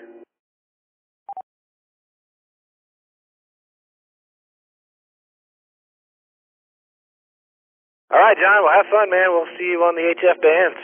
And you got it just in time because we're starting another strong cycle. They say it's supposed to be one of the strongest cycles we've had in years, so it ought to be a good time. Next on my list is Kent, KI5RBT, the trivia champ. What's going on, Kent? Not much, Ray. I did go to the meeting last week and took my test, and so now I'm a general. Now I don't have any excuse. I'm going to get my dipole up in the yard and start making some contacts. I've actually pulled up Simon's world map to see, just kind of get an idea of what I should be looking for, and starting, I guess, a little bit of contesting, not a whole lot, but that's really all about all that's going on here. Back to that.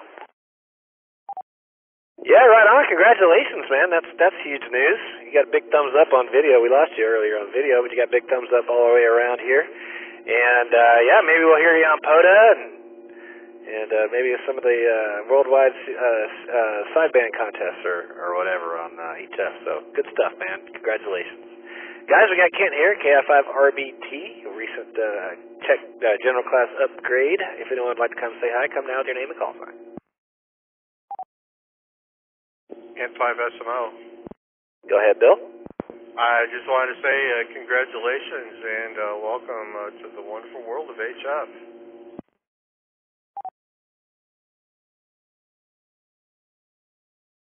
All right, anybody else? PZN. Ernesto, take it away. Hey, Kent, congratulations again on getting your general. It was really nice seeing you on the meeting, and yeah, keep us posted on your HF adventures, man. Really nice seeing you. Congratulations again. KFI PZN.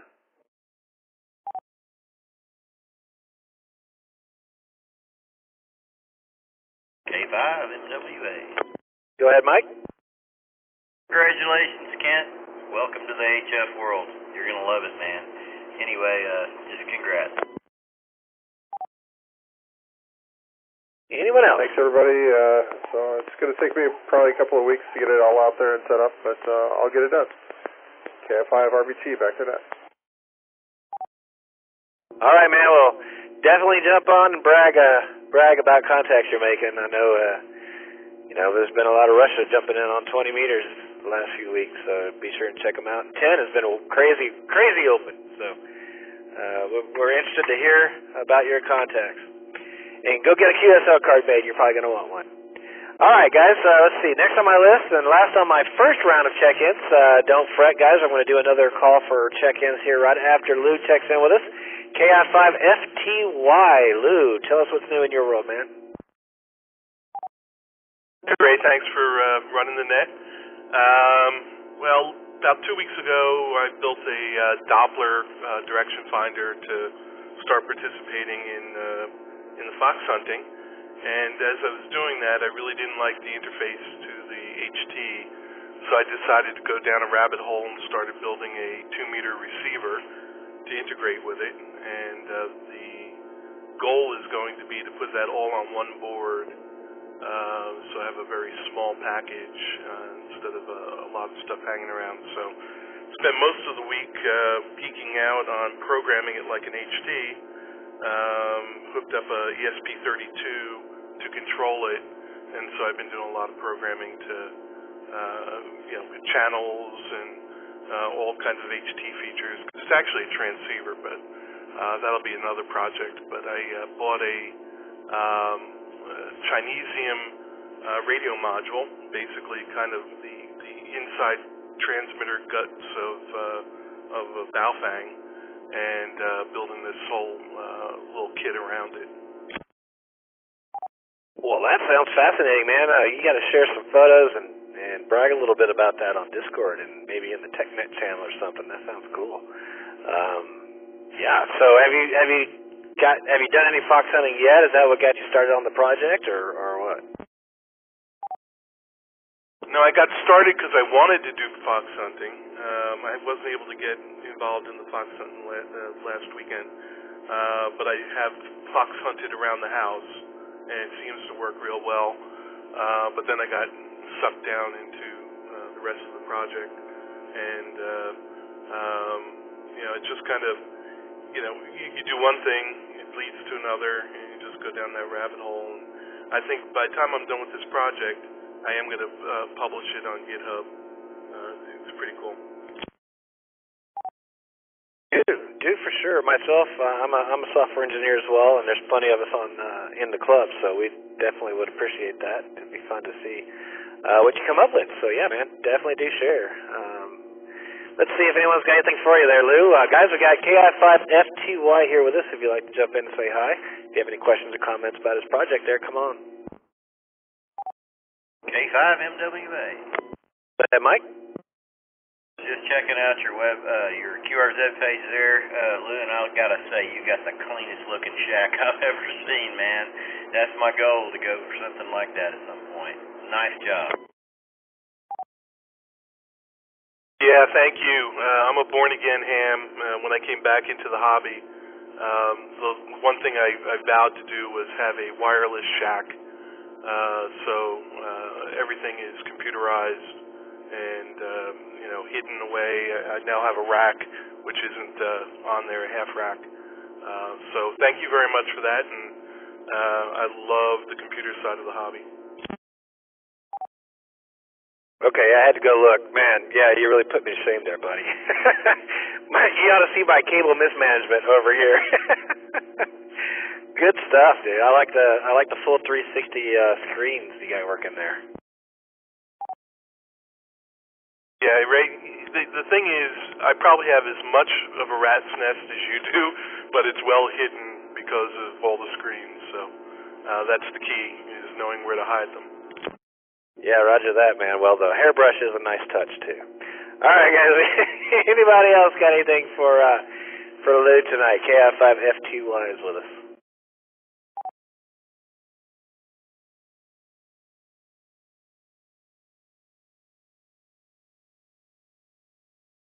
So do you have long hair, Lou, or is it just happen to be in the picture? No, it's short hair, but I do brush it a lot. I took that picture, put it up, and then I had everything nice and clean for the picture. And a week later, I realized that brush was there. And I was like, oh, and I just haven't felt like doing it again. Yeah, I just had to pick on you a little bit because it just kind of right in the middle of the picture too. Perfect. All right, man. Well, thanks for checking in. Have a great weekend. And we'll catch you next time around. Guys, it is the N508K Oak Hill Amateur Radio Club Thursday Night Net. My name is Ray, call sign K5BZI. I am net control tonight. It is a controlled net, meaning stations should refrain from transmitting until designated check-in or comment times. I say it the same way every time, don't I? That's how it was written on the script that I used to read, but it's just embedded in my memory. I try, so you guys probably notice when I host it out, I say like same things exactly the same way. I really try to mix it up a little bit, but man, it's just so ingrained from reading that script for so long. Anyway, all right, guys. Well, I am at the end of my first round of check-ins, so I'm going to make another round. Guys, if you'd like to check into our net tonight, we are in the midst of regular check-ins. It is the open forum. If you joined us late, a good opportunity for you to check in and brag about some new gear, maybe a project you're working on, or if you got any questions or comments. There's definitely a wealth of knowledge in the Elmers that join this net every Thursday night, so you use this opportunity wisely, and you can get the answers to your questions or get the kudos for bragging. We'd love to hear about it. You don't have to be a club member. We just ask that you are, in fact, a licensed amateur radio operator. In fact, we encourage everybody to join us if you're a ham, especially if you're new. We'd love to hear from you. And so let's open it up. If you'd like to check in tonight, come now with your name and call sign. This is Kilo 5 Tango Radio. This is BZ5 BBS. This is KI5NOK. This is November Echo 5 Papa Mark Kirby Springs.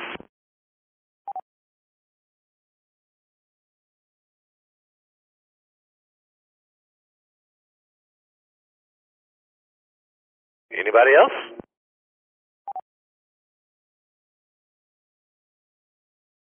All right. Let's go say hi to Rusty. WZ5 BBS. What's going on, Rusty?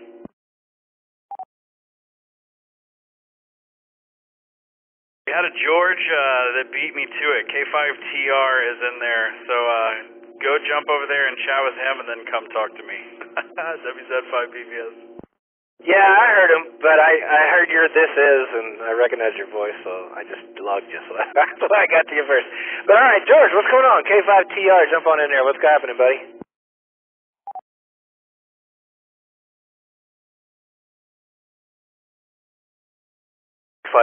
and then at K5TR. Just driving home. Not much going on. I was going to mention that I noticed I picked up the mail today at the post office box, and the QST that was in the mailbox has an article, I think, about fox hunting. I just kind of flipped through the thing quickly. So, other than that, not much going on. K5TR. Right on, man. So you still get QST in the mail? Do you how long have you been getting them, and how many do you still have?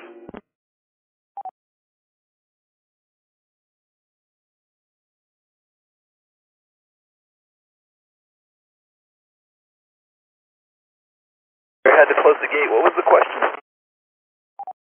So you said, I was commenting that you still get QST in the mail, and that's pretty cool. And I'm curious how long you've been getting them. Didn't you just try to get rid of or give away a stack of those things? I'll keep them. I had a bunch of the NCJ, like I don't know how many years of that. I had a bunch of back into the 80s. I don't know. The league thinks I've been a member for like 45 years or some stupid thing like that. That's because you have, man. Right on, dude. Well, yeah, I'm curious what the article's about. I'll have to check it out. Do you still get a newspaper too? I do not get a newspaper. Okay, all right, just checking. Right on, man. Well, K5TR is mobilizing. If anyone would like to jump in and say hi to George, he's here with us. Come down with your name and call sign. KI5FTY. Yeah, go ahead, Luke. I just want to say I also get the magazine. Excellent, excellent. Anybody else out there get the magazine?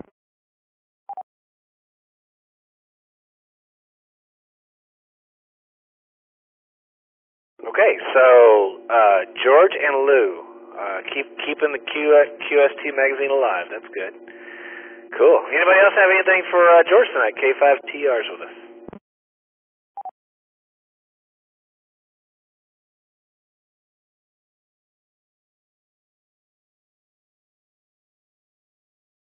Okay. Well, George, thanks for jumping in, man. I hope your family business on Saturday wasn't too bad, or at least you were able to take care of that. And hopefully we'll get to see you at the next meeting. And have a great weekend, and we'll catch you later down the log. So let's go check back in with Rusty there, WZ5BBS, who was kind enough to let George take over. Rusty, what's going on, man? Hey Ray, good to hear you on the net, man. It seems like it's been forever. So fun net as usual. Man, it was a good meeting, and yeah, we had fun on Saturday. Like I said, we did that, and then we did fox hunts, and I think maybe we got two. David said he's got finals, so we may or may not have another UT one, but Sky for sure won't let us down. So yeah, man, just busy, kind of doing my thing. Now that the meeting is over, it's kind of I got a couple of months until I got to start paying attention again. I am looking forward to the Parks on the Air thing. We've got a Johnson City weekend coming up the end of May, so we got a lot of fun stuff coming up. And if you want to let me know some new things or some things that we should be doing, go drop a line over in the comment box, because we're always looking for something to do. Anderson, I know, who's next, was hoping for Cidercade soon, so we'll get that on the schedule as well.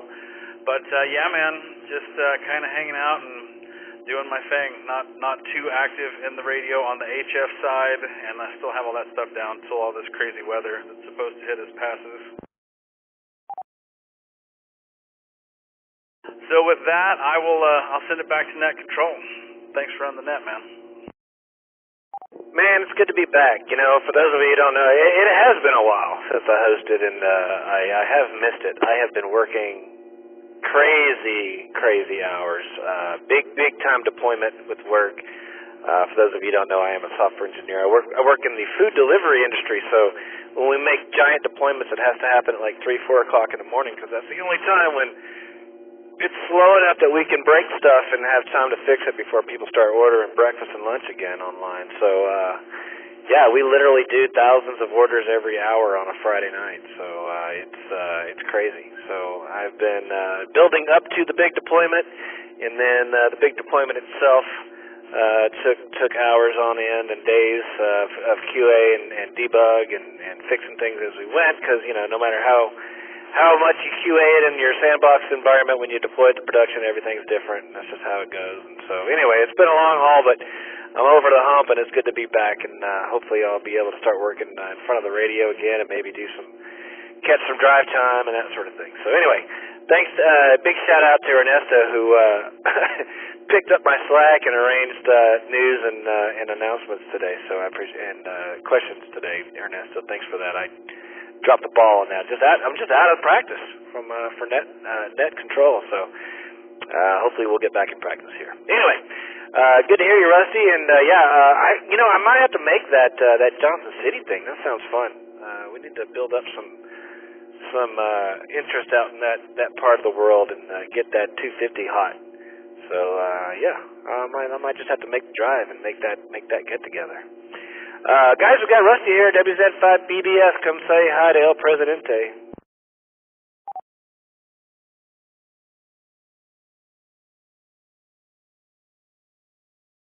Anybody have anything for Rusty? Come now.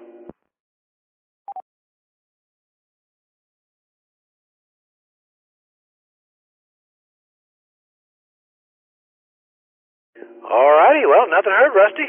I guess, you're just so social. Everyone's already been talking to you so much, they got nothing else new for you. So we'll let you slide this time, but we'll check you later. Have a good weekend, man. We'll keep in touch. Anderson, KI5NLK, another person I've missed I haven't talked to in a while. How's it going, buddy? How you been? Hey there, K5BZI, KI5NLK here. Yeah, I haven't talked to you in what feels like eons or whatever. And like you said, yeah, I talk to Rusty all the time. You try to come up with something to say and go pipe in there or whatever during the net, and then you go, man, I've been talking to Rusty for, I don't know, we probably ought to have burned out 2 or 3 repeaters by now with all the chit chatting we do in the afternoons on the Slacker chats. But that guy's all right. He's pretty cool. He lets me borrow his AC unit. So not a whole lot going on though. Just jumping on to say hey to everybody. So back to net control. Yeah, Roger, man. Roger. Maybe it's too much to share, but my dad is in jail and it's like a 2-hour drive to go visit him. And typically visitation is only an hour, but if you drive more than 2 hours, then you get 2 hours to visit. And so, I have to go see him every 6 months because if I go see him any sooner, 2 hours, I run out of things to talk about. Nothing changes inside, and so I run out of things to talk about after a while. And so, yeah, it's tough. But anyway, much rather spend all that time talking on the air, of course. But anyways, guys, we've got Anderson here with us. I messed up your call sign in the log here. That's funny. It threw me off there for a loop for a minute. KF5NLK is here, guys. Anderson's with us. If you'd like to say hi, come down with your name and call sign.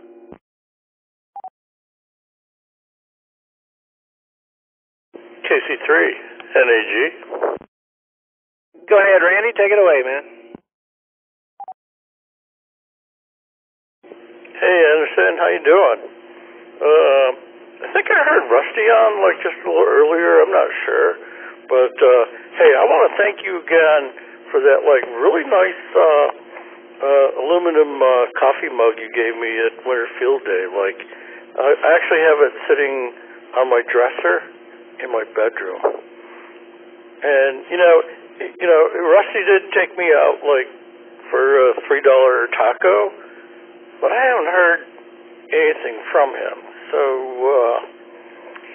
yeah, I don't know. Oh, and he said you owed him, a huge amount of money for the air conditioner. At one point I calculated out it was $684 a day. So, Rusty's off his rocker. Back to you, Anderson. Yeah, Rusty's definitely off his rocker. Good to hear from you, Randy.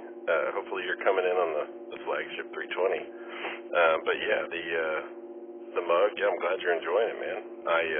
I got a couple of those for some reason or the other, and you looked like the perfect guy for one. So, and speaking of tacos, man, I've been finding all sorts of good taco places just by accident lately.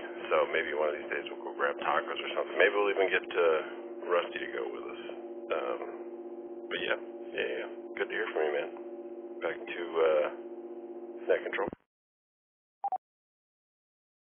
Armadillo Den. Went there today. there's a little place there, but I'm trying to think of the name, a little food truck there, and they have the most legit barbacoa tacos you've ever had. And chicharron as well. And for those of you who don't know, that's fried pork skins. Full-on Mexican style, like as good as you can get in Mexico. My wife is from Mexico City. We go down there all the time. Man, what is it? I wish I could think of the name of that food truck. But anyway, Armadillo Den, man, great tacos. All right, anybody else got anything for Anderson tonight? KI5NLK is here.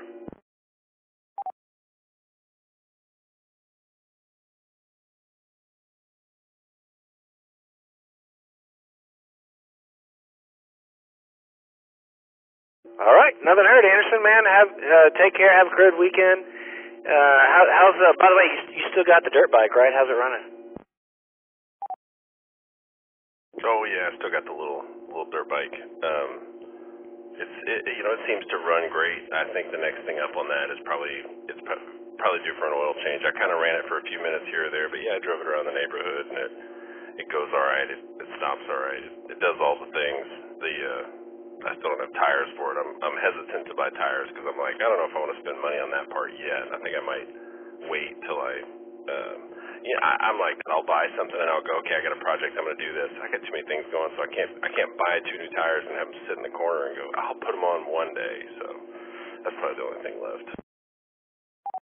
Right on, man. Well, if the missus ever pressures you to get rid of it, I'm first on the list.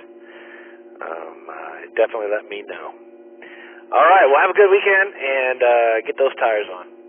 Let's see, next on my list is Mark, November Echo 5 Papa, who is on Discord video, guys. You should drop in. If you guys are on Discord, you should definitely drop into the video chat. Myself, I'm streaming live in the shack, and so is Mark. NE5P, what's going on, man? Hey, Ray. Good seeing you back on the net. Thanks again for hosting. Not a whole lot going on.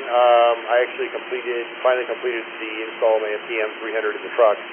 So I've been trying to utilize that in my commute to back and forth to work this week. Realizing that there's not a whole lot going on the repeater. Not a big surprise. But did manage to hear, I think, Anderson and Ernesto the other day. So also trying to understand the range of coming out here to Dripping Springs, playing around with the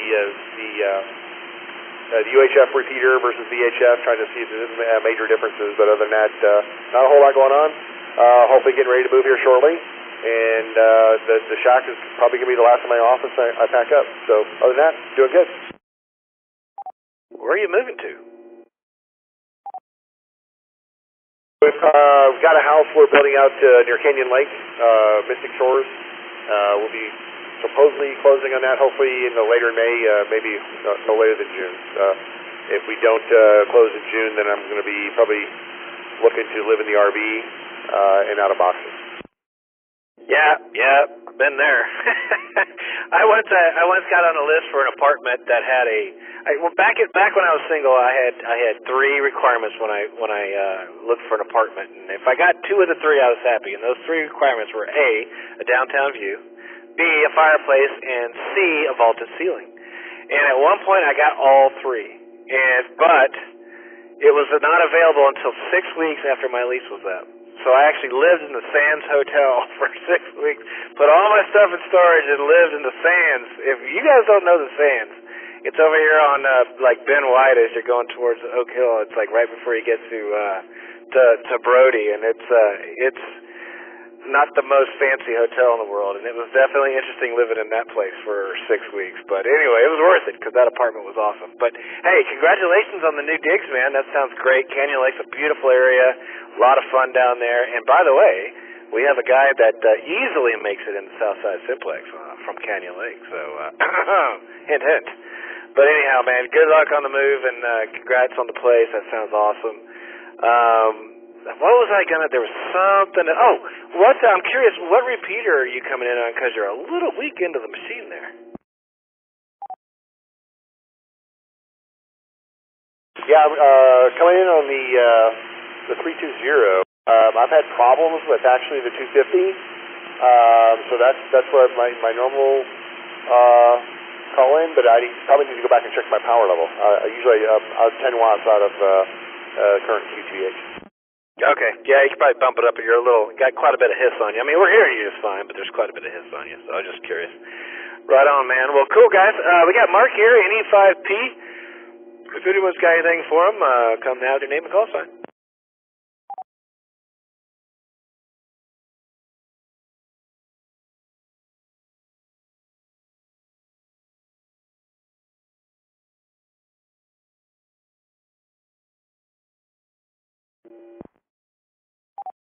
All right, nothing heard. Well, Mark, have a good one, man.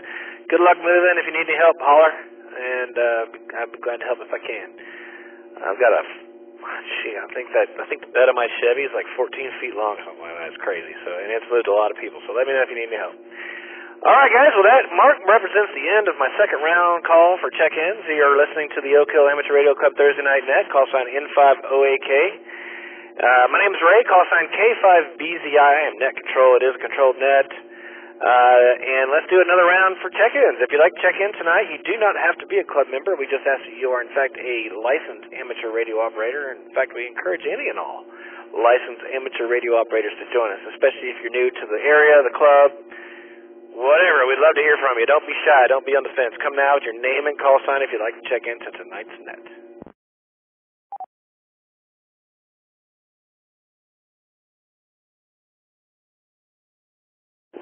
This is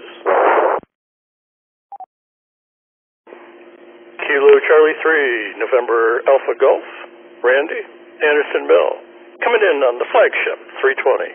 Thank you, Sammy.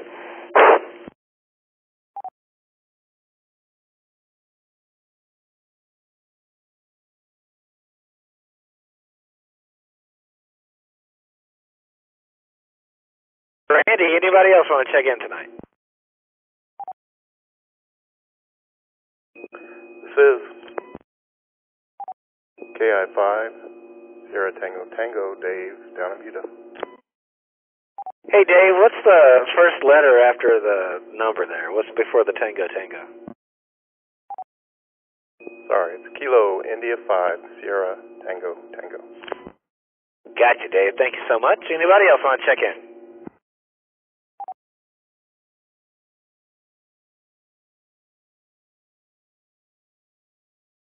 All right. This is Kilo India 5 Whiskey Sierra Uniform, Ed in Caldwell County.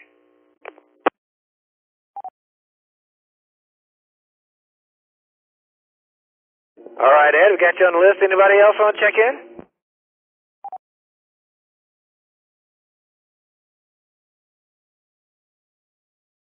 Well, nothing heard. Let's go check in with Randy. KC3NAG up there North Austin. What's going on, my friend? Well, hey, Ray. Long time no hear, man. Figure you were busy doing something or whatever. But, when the net started, like, I got a problem here, okay? Like, I've heard you all like, oh, we're sanding the cars, we're painting, oh, Jason's out slaving away, and you got the HT out there. But how come there's no camera out there? How do we really know? Jason's out there sanding away on his, 2001 Cherokee? How do we know he's not, like, just sitting out there, like, drinking beer and chatting on another frequency, man? Like, come on, like, why is there no camera? As a matter of fact, he's live right now. And in fact, he's still working on the roof of that thing. No kidding. We started on the roof of that thing Sunday, and we have been working on the roof of that Jeep every single day for 4 days. I can't believe he's still working on it. But yeah, he's got an angle right now. You can see him sitting up there standing on the roof of his Jeep.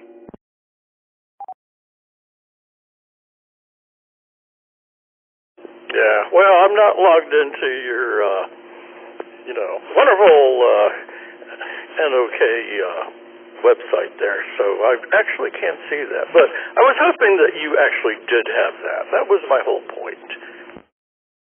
Yeah, he's been he dropped out for a little while, but he's been giving us a couple different angles in there, and yeah, he's working away, and he's definitely drinking plenty of beer, by the way.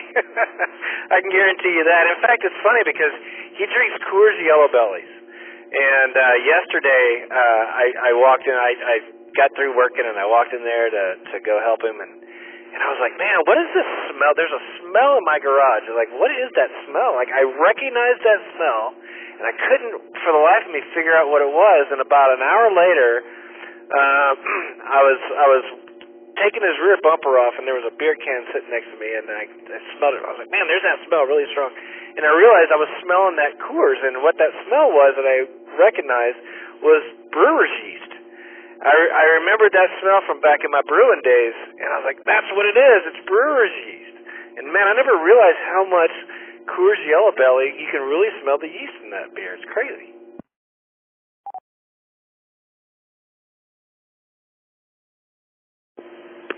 Yeah, well, you know, Ray, maybe the less you say on the radio might be okay because, you know, making alcohol and transporting it, you know, it's taxable, okay? If you pay the tax, there's no problem, okay? You got to pay the man. But I'm starting to think now Jason's rigging this thing up with, like, you know, some super suspension and motor into it for your illegal whiskey running operation. Like, you know, keep it off the air, man. Well, it's like Buford T. Justice said, you can't carry Coors beer across state lines because that's bootlegging. But the bandit did it anyway. So, you know, hey, if it's good enough for Bo Darville, it's good enough for me. All right, man. Well, let's see if anyone's got anything for you. KC3NAG is here with us, guys. Randy from up north. If anyone would like to say hi to Randy, give him a hard time, come now with your name and call sign, please.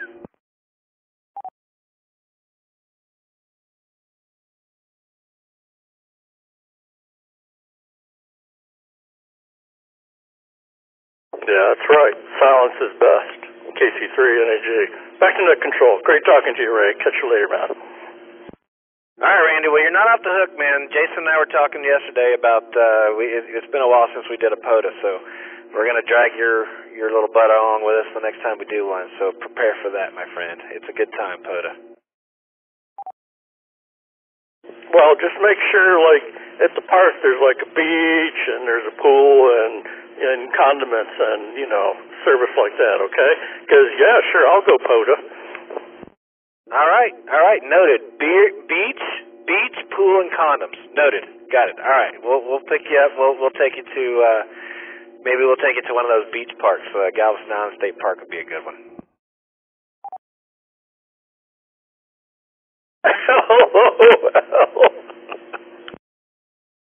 All right, man. Take it easy.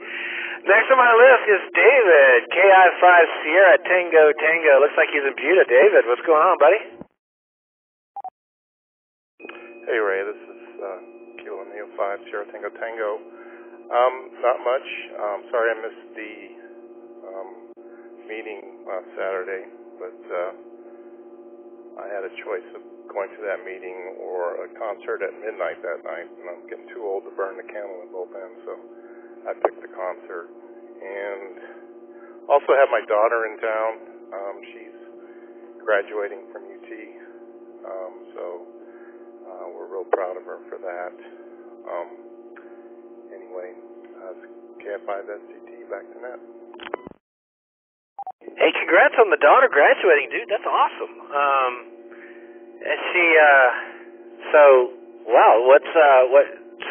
Was she able to knock it out in the 4 years? And I'm curious what the degree is in. She was really driven. I think she did it in 3.5. Her degree's in environmental science. But she's already living in Maryland right now, so she had to come back for the graduation ceremony. So, yeah, we're real proud of her. Back to you. Yeah, right on, man. Well, congrats. And yeah, I wasn't able to make it to the meeting on Saturday either, but I had to be in Waco at 9 a.m., which meant leaving here at 7. And the night before, I took my '72 Chevy out and did some Lone Star Roundup stuff, and boy, it was. I got home about midnight, 1 o'clock, and at 51, it was hard to get like 4 hours of sleep and get up and drive all the way to Waco and back. That was a rough day, but that's just kind of how it goes, man. You can't turn the clock back.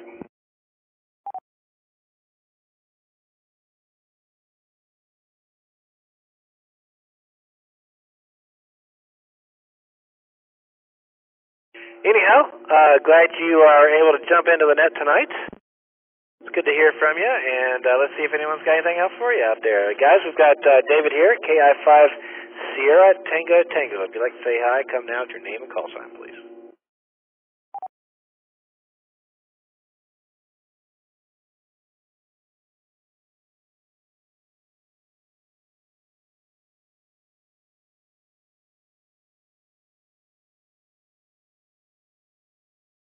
All right, nothing heard. Well, thanks for checking in there, David, and please extend our heartfelt congratulations to your daughter for us, and have a great weekend, and we'll check you later. Next on my list is Ed in Colorado County. Kilo India 5 Whiskey Sierra uniform. What's going on, Ed?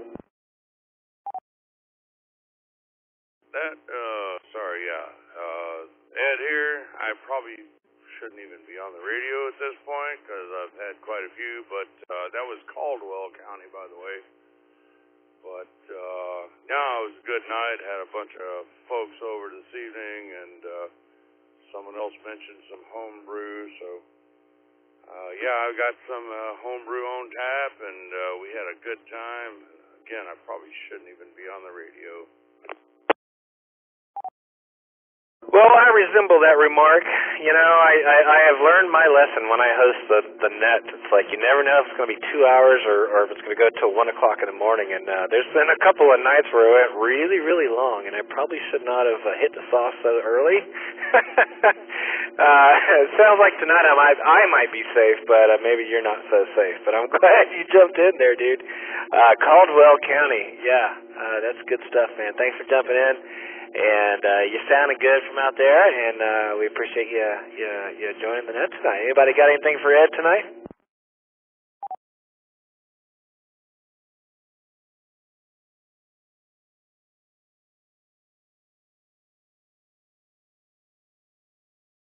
All right, nothing heard. Well, Ed, take care, man, and have one for me. Plenty of. I used to. Oh yeah, the brewing thing. Yeah, I used to brew back in the day, and it got to be so much work, and I couldn't keep up with my consumption, so it wound up being cheaper just to buy Bud Light. But I sure had fun when I did do it. But anyway, man, good luck on your lager there, and if you make it to Summer Field Day, we'd love to have you, and by all means, bring some. All right, guys. Well, that's it for my, I think, third round of check-ins. We'll see if anybody else wants to check in, guys. You're listening to the Oak Hill Amateur Radio Club. Thursday Night Net. We're here every Thursday night at 8 p.m. Call sign N508K. My name is Ray, and my call sign is K5BZI. I am Net Control. Don't forget, you can join us on video chat where you can see questionable folks in bed with potentially no clothes on. Talking to you, Steve, KF5UKF. Is he even listening? Maybe. Anyway, guys, if you'd like to check in to another round here, I'm going to go ahead and do a call for more check-ins tonight. So you don't have to be a club member. We just asked you are, in fact, a licensed amateur radio operator. So please, come now with your name and call sign if you would like to check in.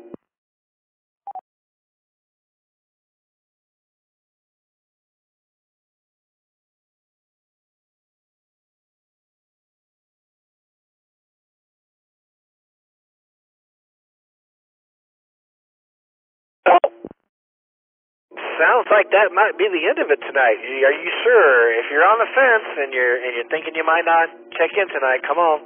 Don't be shy. We'd love to hear from you.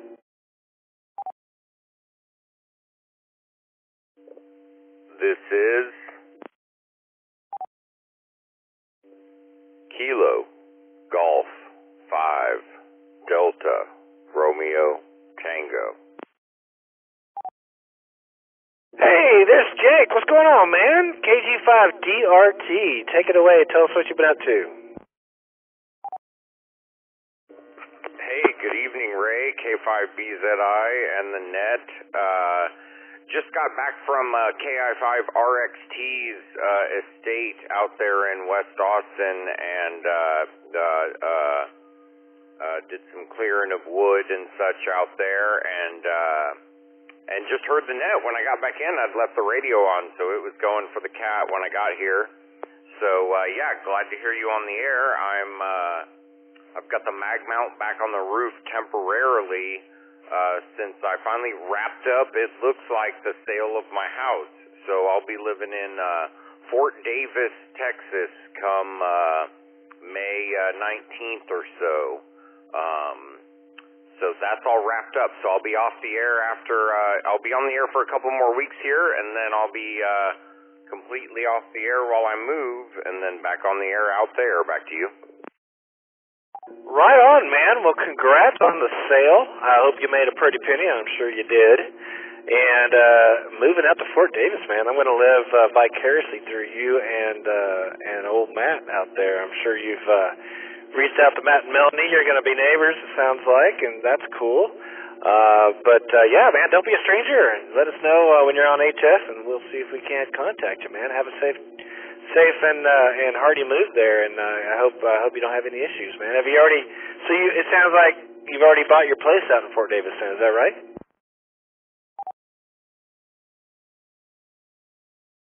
Yeah, that's a Roger. I've got a place in town. I'm going to go out there for inspection next week, and it'll be like 1-point-something acres. So I'll hope to level out some spots for anybody that's got, trailers or pop-ups or RVs or that sort of thing. That'll be one of the first things that I get done out there.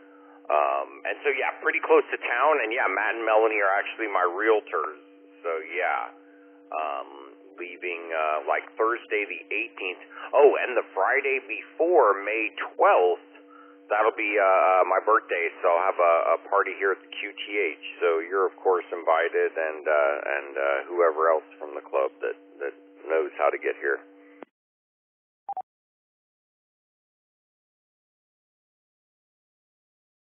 Okay. Well, that little gap represented me writing that down, so thank you so much for the invitation. I'll try to make it over there.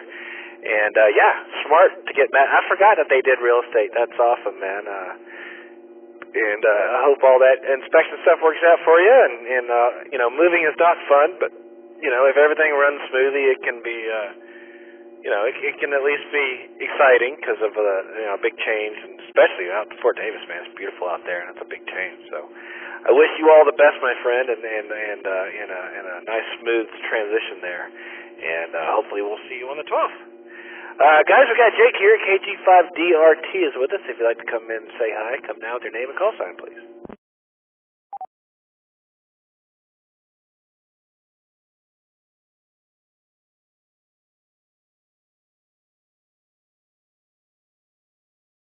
All right, nothing heard. Well, Jake, thanks for the invite, man. We'll try to head our way over there for your birthday. Happy early birthday, by the way, and we'll catch you next time around. Have a great weekend. All right, anybody else, guys? We're at the end of the list here. Thursday Night Net, N50AK is our call sign. I'm Net Control, K5BZI. My name is Ray. If you'd like to check in tonight, come on now with your name and call sign, please.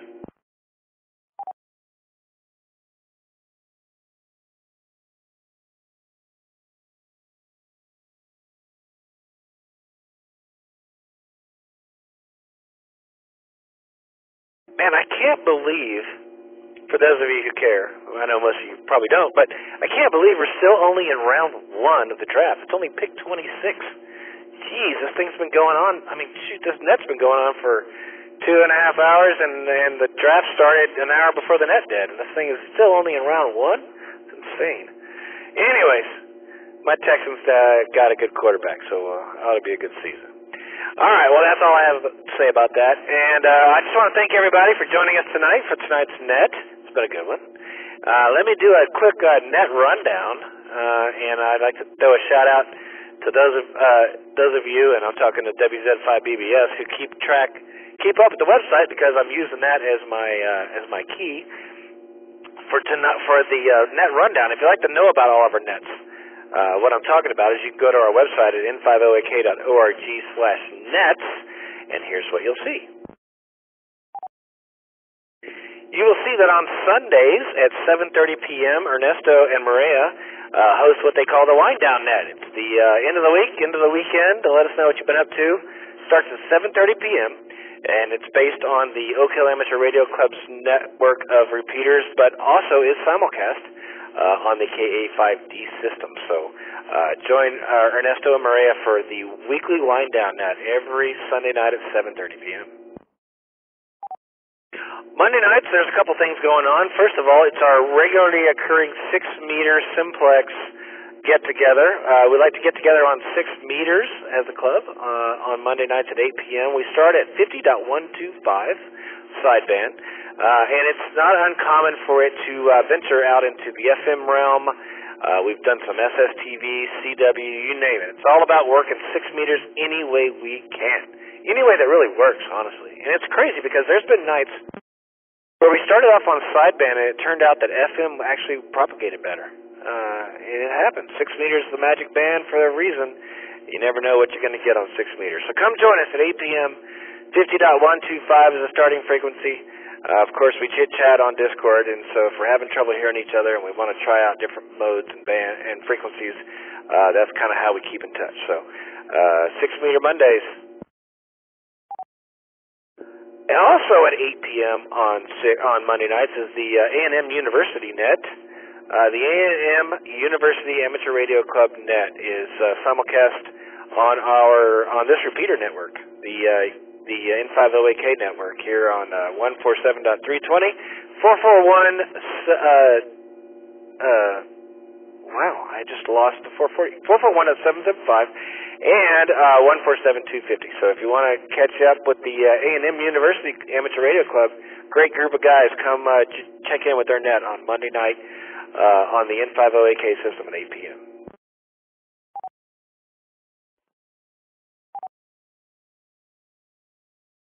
What is more fun than 2-meter simplex?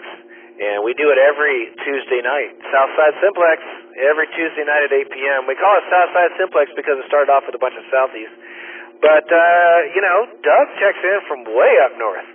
And so if you can hear us, we can probably hear you. And if we can't, we will relay. It's a great way to really test out the effectiveness of your 2-meter setup.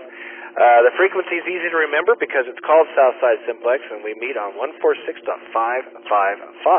Replace the S's with 5s, Southside Simplex, 146.555 every Tuesday night at 8 p.m. Bring your power, bring your big tall antennas, and come say hi on Tuesday nights. The UT Amateur Radio Club has a net on Wednesday nights at 8 p.m. And you can catch that on the KA5D system, and there's plenty of frequencies for that one, especially if you live north or downtown. Your odds are best on the KA5D system. You can find those frequencies by going to ka5d.com. But it's also broadcast on our system on the N50AK repeaters. We connect to them through All-Star. So if you're down south or way out in Johnson City and want to jump in and be a part of the UT Amateur Radio Club's Wednesday night net, you can do that every Wednesday at 8 p.m. on the KA5D and the N50AK system. Great group of guys. You should definitely support them. Jump in there and say hi. Of course, this net every Thursday night at 8 p.m., but before this net, there is a CW net. Morse code, guys. And it's in the technician class of the 80-meter band at, 80-meter band at 3532, give or take, on the HF frequency. If you're a technician class, if you have an amateur radio license, you can do Morse code during the N50AK CW net every Thursday night at 7:30 p.m. It's hosted by our good friend Pat, W5WTH, and it's been going on for a long time, and they're super, super patient. So jump in there. Doesn't matter how fast or slow you are, they're going to let you in, and they're going to love to hear from you. So jump in there and say hi to the guys on Morse code at 3532, give or take, on the 80-meter HF band. Of course, at 8 p.m. there's this net. You know about it because you're listening to us. And then on Friday nights is the Trivia Net, hosted by Rusty, WZ5BBS, the world-renowned Trivia Net on Friday nights. It doesn't start till 9 p.m., which is great because you can get all your stuff done and settle in, get the kids to bed, and then turn the radio on at 9 o'clock. If you do get there a little early, you can play bingo. It's an online game, the Trivia Net. You don't even really need a radio. If you go to the website n50ak.org and click on the Trivia Net tab, you can play. Early, play bingo, and then at 9 o'clock the trivia game starts. And it's pretty much all graphic. You can play it online even if you don't have a radio. I've actually played it from a bar where I couldn't hear. But if you have a radio, Rusty's a great host, and the banter is a lot of fun to listen to. So definitely tune in to the Oak Hill Amateur Radio Club's repeater system if you can for the Trivia Net. But again, if you can't and you really like trivia, if you can't listen to the radio and you really like trivia and you want to play anyway, just go to the website. There's nothing to install. It's all online, and I definitely recommend it. It's a lot of fun. There are a handful of DMR nets as well that happen throughout the week, and you can check those out by looking at the DMR nets list on our website at n50ak.org/nets. So before I wrap it up tonight, let me open it up to see if I missed anything. If anyone's got any last net announcements, announcements. If you join us late, maybe there's a ham radio themed activity happening this week, or you just want something that you'd like to talk about that happened last week. If any last comments before we close it down tonight, come down with your name and comment and call sign, please.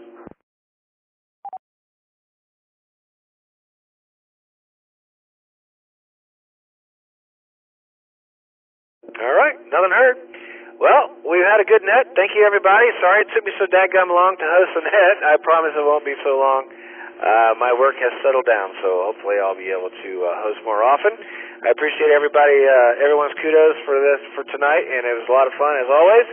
We had 25 check-ins, myself included, tonight, and appreciate everyone's activity and enthusiasm and participation and all the work that everybody does in the club, from meetings to testing sessions to organization and all that kind of stuff, and all the events that we do, and all the people who put out foxes for fox hunts and all that stuff. You guys don't understand. We are one of the coolest, most active clubs there is in the nation, and it is an honor to be a member and an honor to be a net control operator on Thursday night. So thanks everybody for what you do, and thanks everybody for attending tonight. 73 and good night. I now return this frequency. 73 all.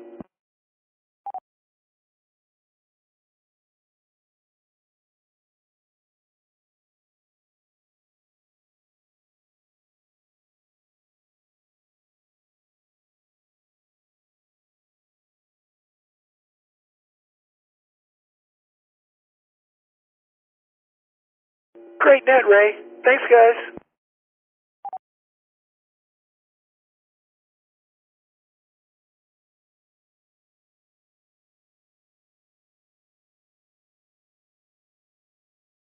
I would have said something, Ray, but my mouth was full of cookies.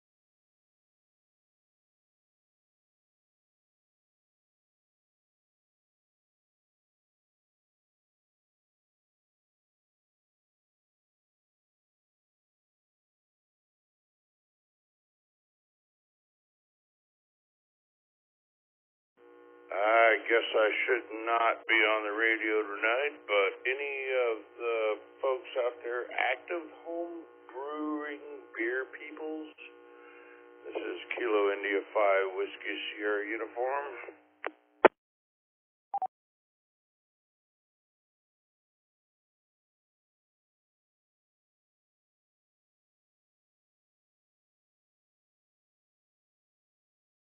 KB5MPJ, you still listening? So Jason's on his way to the radio. He's got a lager actually right now that he's about to bottle up. What's up, Jason? KB5MPJ. Yeah, still working on this roof here. I think I'm almost done with this. I think I told you that like an hour ago. But yeah, I'm back here at the back corner, and now I realize this other side I think needs a little bit, but it doesn't look too bad. So yeah, I think I'm almost done with this. We got KI5WSU here. He's a brewer, so he was reaching out and seeing if there's anybody who's actively brewing beer. Yeah, Roger. I've actually got a German-style Pils in the fermenter right now, and it's ready to bottle. I just haven't had the chance to do it, so I've been working on this Jeep. But as soon as I can, it's going in the bottle.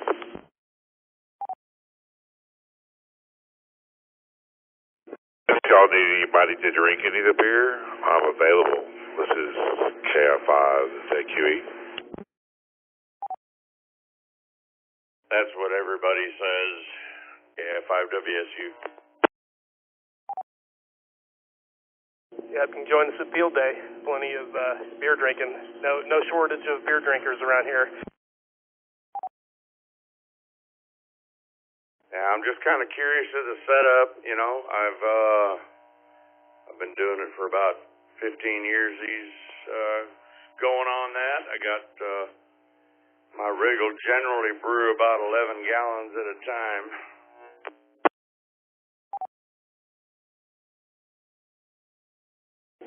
Yeah, I'm doing 5-gallon batches, and I'm doing mini mashes, so I'm using extract and grains, and I'm thinking about trying brew in a bag as a way to kind of give up the extract.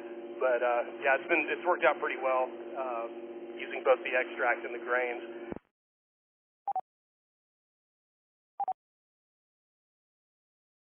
Yeah, again, it depends on what kind of space you got to do it in, you know. I mean, I did start off on the stove with like 2.5-gallon batches with partial mashes and such, but yeah, finally got moved to a place where I could expand it a little bit. It's a lot of fun, I'm telling you that. Both doing it and drinking it, for sure.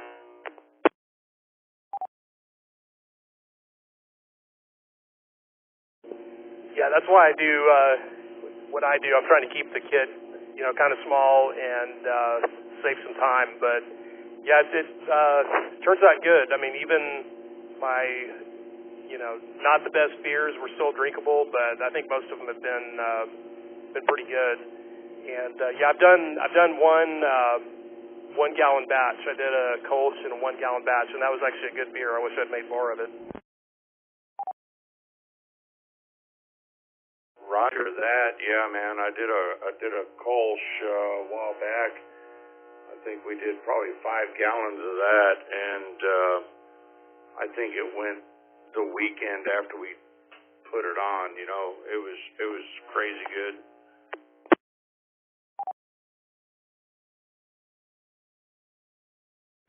Yeah, this one that I did, one of my brewing friends corrected me that it actually didn't turn out as a Kolsch, it was a bunch, which is Kolsch is named after the city of Cologne, bunch is after the city of Bonn, and that a bunch is basically an unfiltered Kolsch, and that's what mine was. It was a cloudy Kolsch, so he said, yep, it tastes like a Kolsch, it's cloudy, so it's a bunch.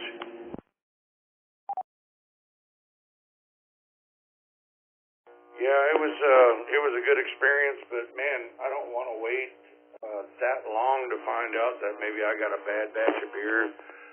So these days I just pretty much stick with ales. I can turn around in about 2 weeks. Unless I'm a total lush, I'll never run out of beer.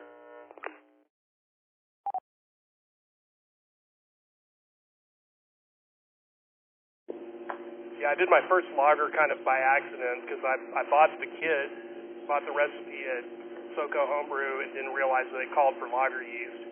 So I thought, okay, well, I'll make this work. I'll figure out a way to keep it cold and age it.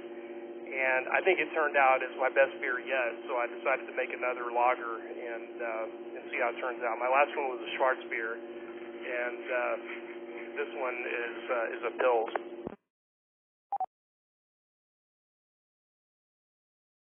Well, as long as it doesn't make you sick, you're good to go. Anyway, yeah, my go-to spot is the SoCo Homebrew up there on South Congress. I guess, what is that, Thirsty Planet Brewery right there? They got a really nice homebrew shop in there. They got everything you'd ever need.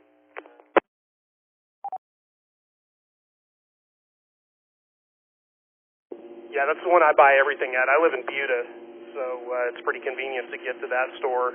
I've never been to Austin Homebrew. It's just too far north. But I guess if I ever need something, can't wait for it, I may make a trip up there.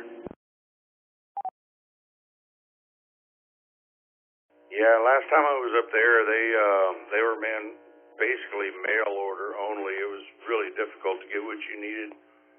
SoCo's best I've found around, and well, I guess my convenience is my son lives up on Slaughter, so he comes down every couple of weeks and he can bring my order.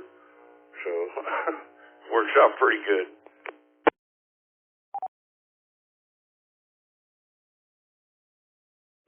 Yeah, they've had almost everything I've needed. I've hardly ordered anything online for brewing. I think the only thing I did order was a kegerator, a cooler. It's like a soft-sided Yeti type cooler that you can put a fermenter in and then put ice around it, to chill it, and I ordered that. But pretty much everything else I've just gotten either at SoCo or I've gotten it as hand-me-down stuff for free.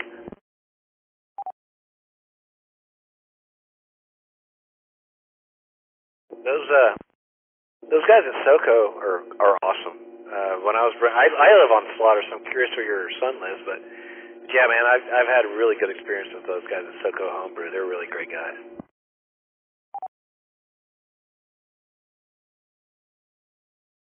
Yeah, they're the best, man. I actually had the wife go by there one time, and I just handed her a list, man, and they cranked it out exactly right. I mean, I have my own mill, so I don't really need them to grind it. I order enough grains to make several batches and make my own mix or whatever. But yeah, they were the best, man. Loaded it for and everything. It was awesome.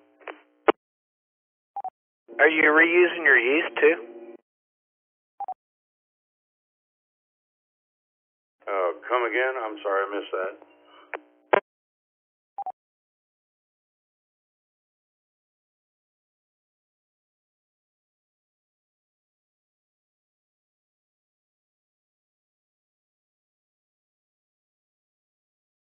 Sorry, I missed that. This is KF5WSU. K5BZI. Am I coming through all right, Jason? Yeah, I'm hearing you fine on this end. I was just curious if you're reusing your yeast there, Ed. When I was home brewing, I was all grain brewing, and I would always harvest the yeast off from the previous brew and clean it and reuse it for subsequent brews. So I'm just curious if you're buying new yeast every time or if you're reusing your yeast. Well, no, you're exactly right, man. I'll generally get about 6 reuses. After that, it just kind of maybe off flavors a little bit, but second, third, fourth, fifth round is usually the best flavor, especially if you're brewing the same beer because it already knows what to do. And so we would just take a ladle of the yeast mess at the bottom and throw it in the next one, and yeah, it made beer, baby. Heck yeah, man. And another thing I found back in my brewing days was that if you go to these microbreweries, in particular Middleton down there in Blanco, most of these little microbrewing places will give you yeast. Like they wind up with so much of it, they wind up tossing it. So if you go to a lot of these little microbrew places and you ask, they'll give you yeast. So if you're home brewing, man, and you're buying yeast, you're you ought to be just getting it from these microbrew places. Man, I got stories about Middleton. So when they first moved from California, they had a little kind of a hole-in-a-wall thing at the junction before they rebuilt the junction out there by Wimberley. And when they moved to that big place out there, I have I'm a partner in the AC company and refrigeration and such. We actually did their entire glycol system and all their chillers, and I personally built the entire fermentation controls with all the PIDs and stuff in it. So, yeah, Dennis and I were pretty tight out there. Yeah, roger that, man. Yeah, Wimberley, that's what I meant to say, not Blanco. Yeah, I actually, great place, because, you know, they let you, we like to take our dogs out there and let them run around, and yeah, I've gotten some use from them a couple times back in the day, so, yeah, good stuff.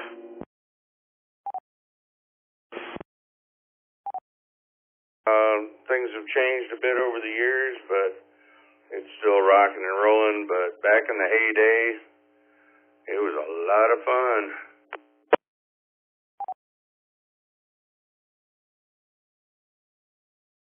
Yeah, roger that, man. Well, it's good talking to you. I gotta sign off, but man, take care and keep it up, and maybe we'll see you at a field day, man.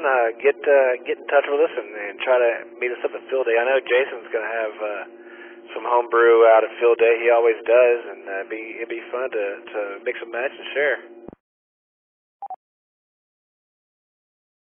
Sounds pretty good, man. I'll try to make that happen. We'll see how it goes. The only thing I guess that would stop that is if I fell down drunk, but anyway, you have a good night, 7-3. This is KI5WSU.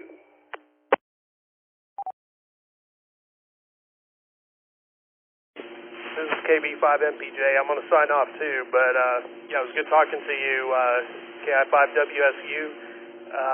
Yeah, I hope to try some of your beer sometime if you're out of field day. I'll hopefully have some of that Pilsner with me. We'll see how it turns out. So 73, this is KB5MPJ. I'll be clear.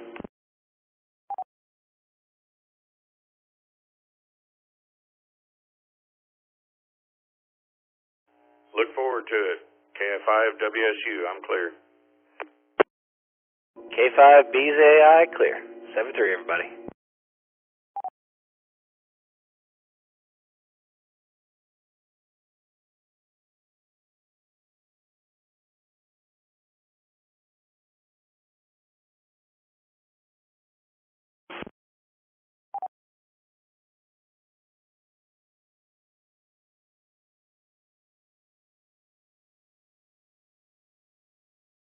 I'm just curious how you can train yeast to be intelligent and do what you want it to do.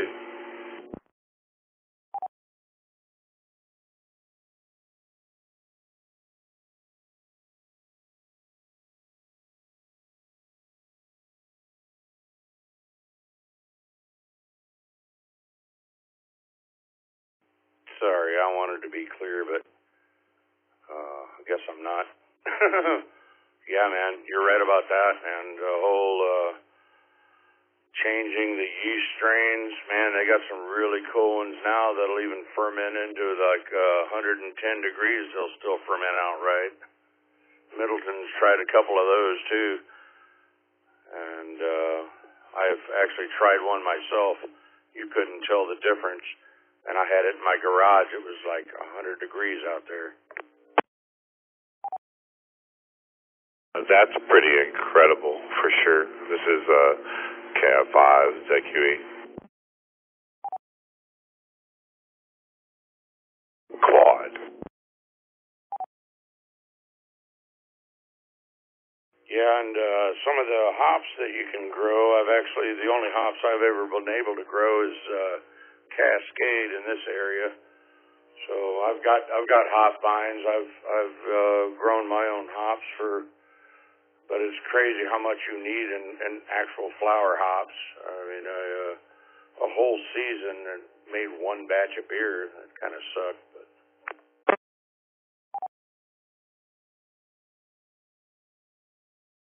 Yeah, I imagine hops would be pretty hard to pull off down here, especially it's like wet. I don't know, but I mean up in Washington where they grow them all, I don't know.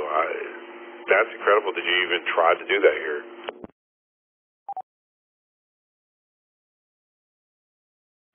Yeah, no, it's actually, I mean, Cascade is about the only thing I've been able to pull off, but I guess the last year I got like 2.5 pounds of hops, but it was wet hops, and by the time I dried it, it was barely enough for a batch of beer, so almost not worth it, but it's kind of cool having grown it around the house.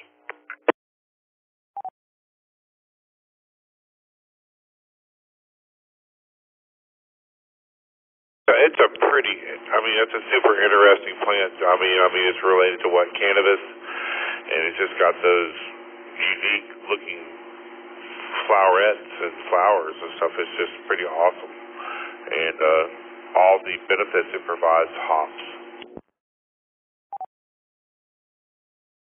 Yeah, and then, I mean, again, you'd think that stuff would grow up in the, what do they call it, the Golden Triangle or whatever. But, yeah, most of it doesn't grow down here, and I've had a lot of trouble with it. You know, I got to shade it in the heat of the summer, and it's really not worth it, but it's just kind of cool having it growing around, like I said. When you're referring to the Golden Triangle, you're talking about here in Texas, southeast Texas. It'd be the Port Arthur, Orange, and Beaumont. I was actually thinking more up in the northwest of the U.S., you know, Oregon and whatnot.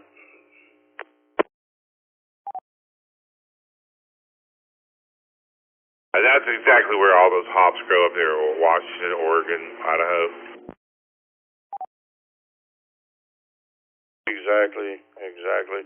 Although I heard they've been trying to do some strains that actually grow in, like, Arizona and might be worth a crap, but I haven't tried any of those yet.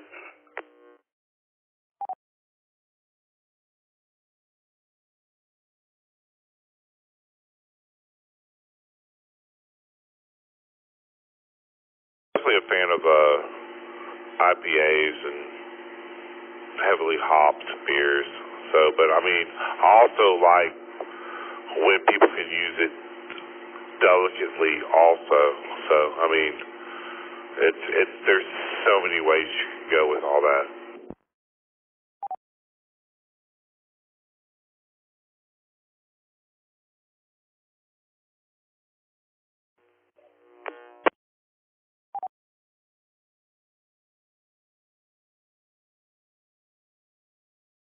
Sorry about that. Yeah, there certainly is. I mean, when I first started brewing all those years ago, it was, I mean, I'd just gotten back from Germany and was brewing the wheat beers and fell in love with those, and then over time it just turned into crazy pale ales and IPAs and over-hopped beers, but I've been toning that back, trying to get back to, I don't know, a porter now and then, or a pilsner or whatnot. Do that. I think 1992, me and my college roommate ordered a brewing kit, right? And I think it had like, I don't know. I don't know for real what it had a wort that we had to boil and blah blah blah, and then we did it in the bathtub and fermented it. And we made up labels we called it Black Cock. I think it was like a black stout or something other. It was horrible.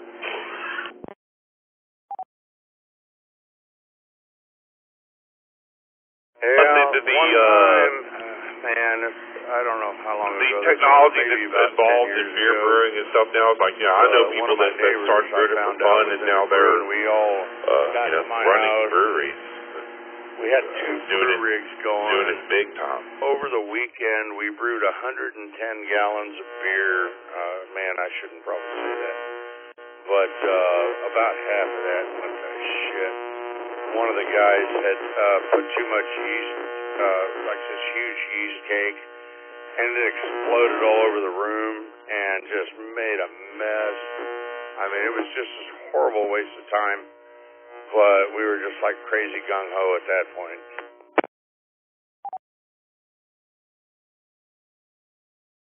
That sounds like a lot of fun, actually, KF5ZQE.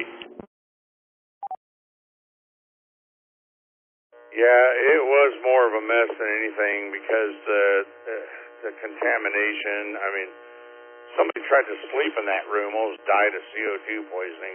It was just a mess. I mean, somebody didn't put a vent lock on one of them, and it like exploded all over the roof, and it was a mess.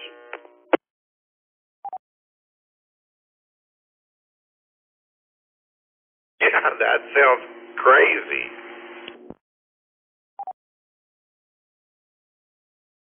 Yeah, so that never happened again. Anyway, the wife was a little upset. But, anyway, I brewed her a batch of beer and she was fine.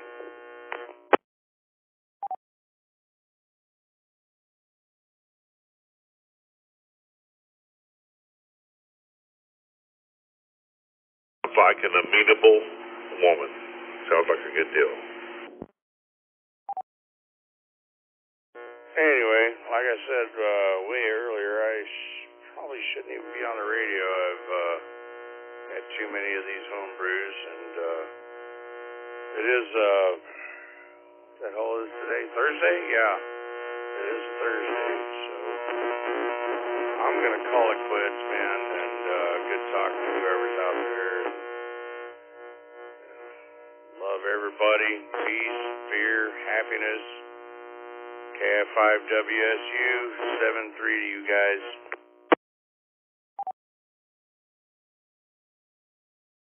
7-3 is KF5WSU. This is KF5ZQE. I'm signing off as well.